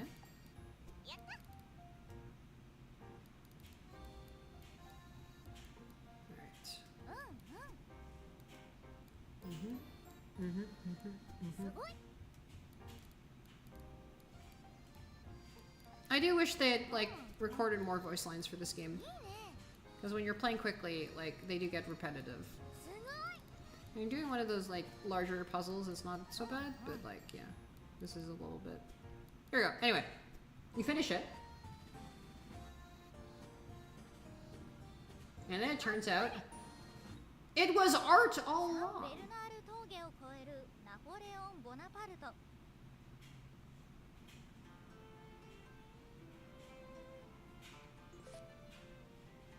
So, you know, this famous historical painting by Jacques-Louis David is a heroic depiction of Napoleon. This piece is one of a series of 5 similarly composed paintings. It shows Napoleon as a strong leader, majestically crossing the St. Bernard Pass, sitting astride a horse in the middle of a wild natural landscape with an imposing expression on his face and a cloak billowing behind him. In reality, however, Napoleon crossed the pass riding on a mule, and David depicted the scene abstractly to create an idealized image that would reinforce Napoleon's heroic image. でおなじみのナポレオンを描いた作品です。実際にそう言ったかどうかは諸説あるようですが、この絵画の舞台となったサンベルナール峠を経由してアルプス山脈を越えようとする際の発言だとされています。この作品、絵画は一人で描くというイメージがありますが、ダビッドは工房を開き、弟子と共に同じ構図で5枚描きました。5枚も描いたのはナポレオンがお城や宮殿に飾るためだったようです。この絵画ではナポレオンの英雄像を誇張して描いており、今風に言えば持った映え写真みたいなもんですね。And that's the game loop. You just learn about art history via, you know, fun, cute, like, yeah. Like, this is literally like how this game works. It's like, it's like, fuck. It's me bait. How did this happen? How did they develop this in the lab to be me bait?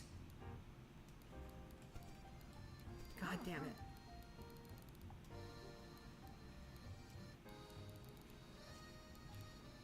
I'm helpless against this. Well, anyway.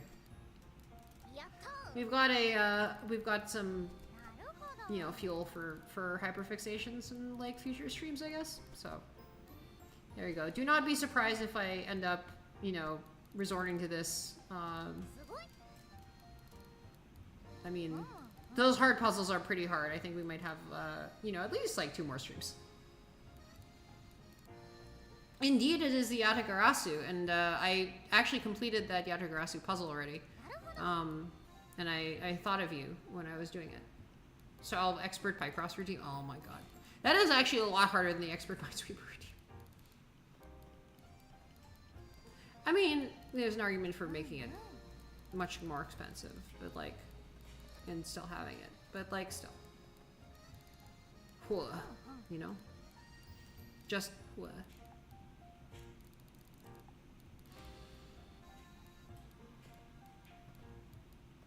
Also, I think I am getting a little bit EB.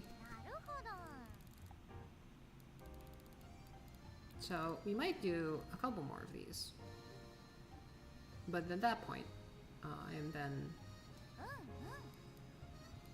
slumping down and going to sleep before I do whatever I do next. So we are, yeah, let me think, like, all right. You ever play Pictocross? Shit's addicting, yeah. All right. A Picross, but like, I guess it's like, some people call it Pictocross? We have the anime girl tell them about it, yeah. No, but the thing is, like, she's like actually into this stuff. Like, she's legitimately like, I think she has some sort of like qualification in like art curation. Like, she's actually literally professionally does this, and like, I guess now professionally does it in a way that people kind of listen. Now she's got government agencies, you know, like following her channel, like to see if they can like improve art education in Japan. Like, it's kind of wild.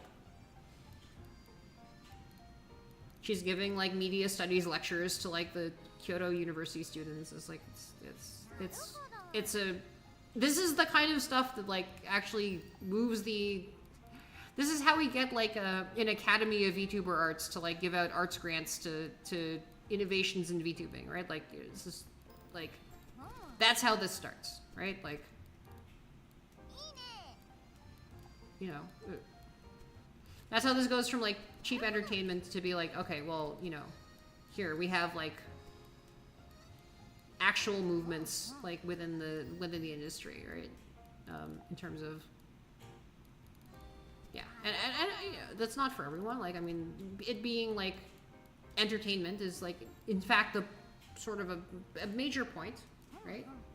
And I do not begrudge that at all. But like, I do want to have like all of the facets of like, you know, what this is, you know? It's like, they can coexist. I learned from this game, in fact, that there are 2 major schools of Rakugo, which is basically Japanese stand-up, right? Like, and in the Osaka school, it's just like, the people who do it just do it outside, and like kind of like the traditional way to do it is just do it in some alley and like do it. There's no ranks. There's just like, you just do it. And then in Edo, in Tokyo, I guess, when it became that, right? Like, that style was like, oh yeah, you have become an apprentice to like you know, a senior Rakugo storyteller, and then you learn. It's like, it's much more formalized, and it's like, you can have both. And I think the field is richer for it, like to have like styles where like, you know, and I would like to see more of this style. I'd like to see more of this culture develop, right? So, and I'm excited about it.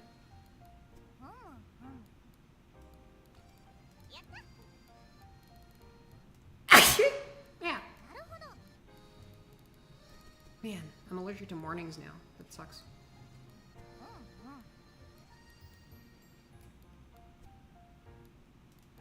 That is a downside of moving back to the place where you came from. It's like all your allergies come like bounding back to you. It's like, did you miss me? So I just need to be a lot more like on the ball about like allergy meds and allergy therapies and what have you. Moving far away is like a weird allergy cheat code.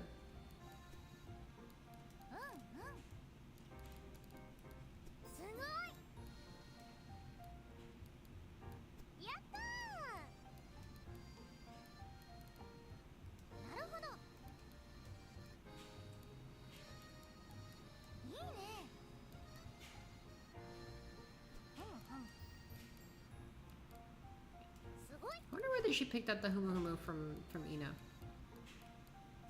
Ina is, of course, her senior in the organization. Alright. Cool. Anyone abandoned Windows lately? Hates Corona.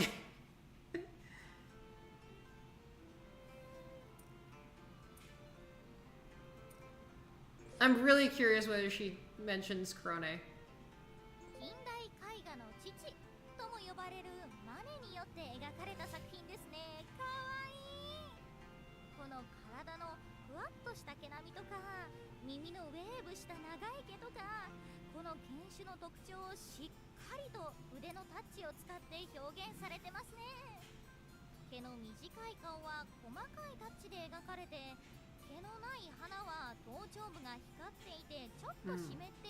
Woof.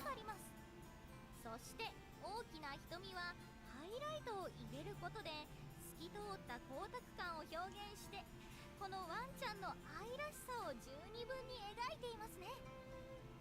Okay. Cool. I think we've I'm going to try to see if I can get another stream in before the end of this section of the trip, and now that I've got the setup like kind of put together, like this should work out okay for like future trips. So for future, yeah, I've got the portable setup at least like functional.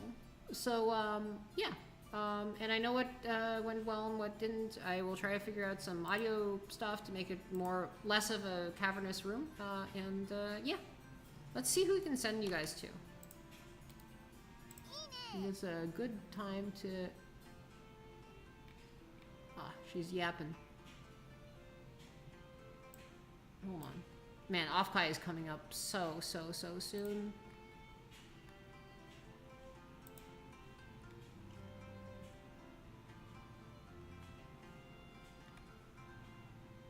Let's see.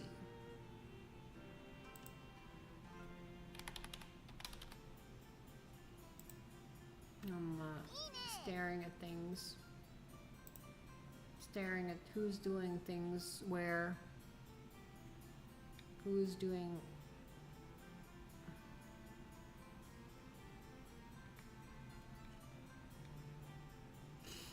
We are going to send you to.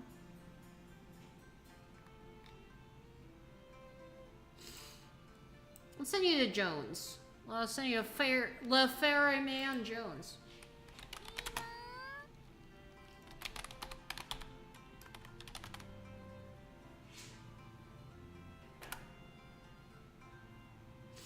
Alright, here's a raid message. If you have a sub, it is this. 3 raid. Let's see.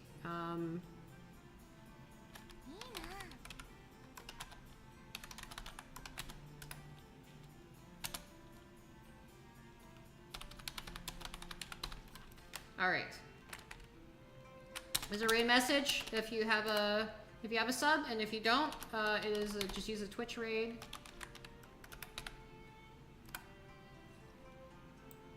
Thank you for the stream. Sorry for the... Alright. I don't know whether this is chat abuse to have you say this stuff. And okay, but anyway. I will see you guys again soon. I will try to wrangle my schedule together after AFCAI, figure out what I'm doing exactly, and then have like more of a regular schedule. I do want to. That is a goal. I don't want to make a bunch of promises now about like when exactly it'll be happening, but like that is a strong goal to like get into a place where I have a consistent, reliable schedule. All right, see you guys later. Goodbye. Bye. Bye. Bye. Bye. Bye. Bye. Bye. Bye. Bye. Bye.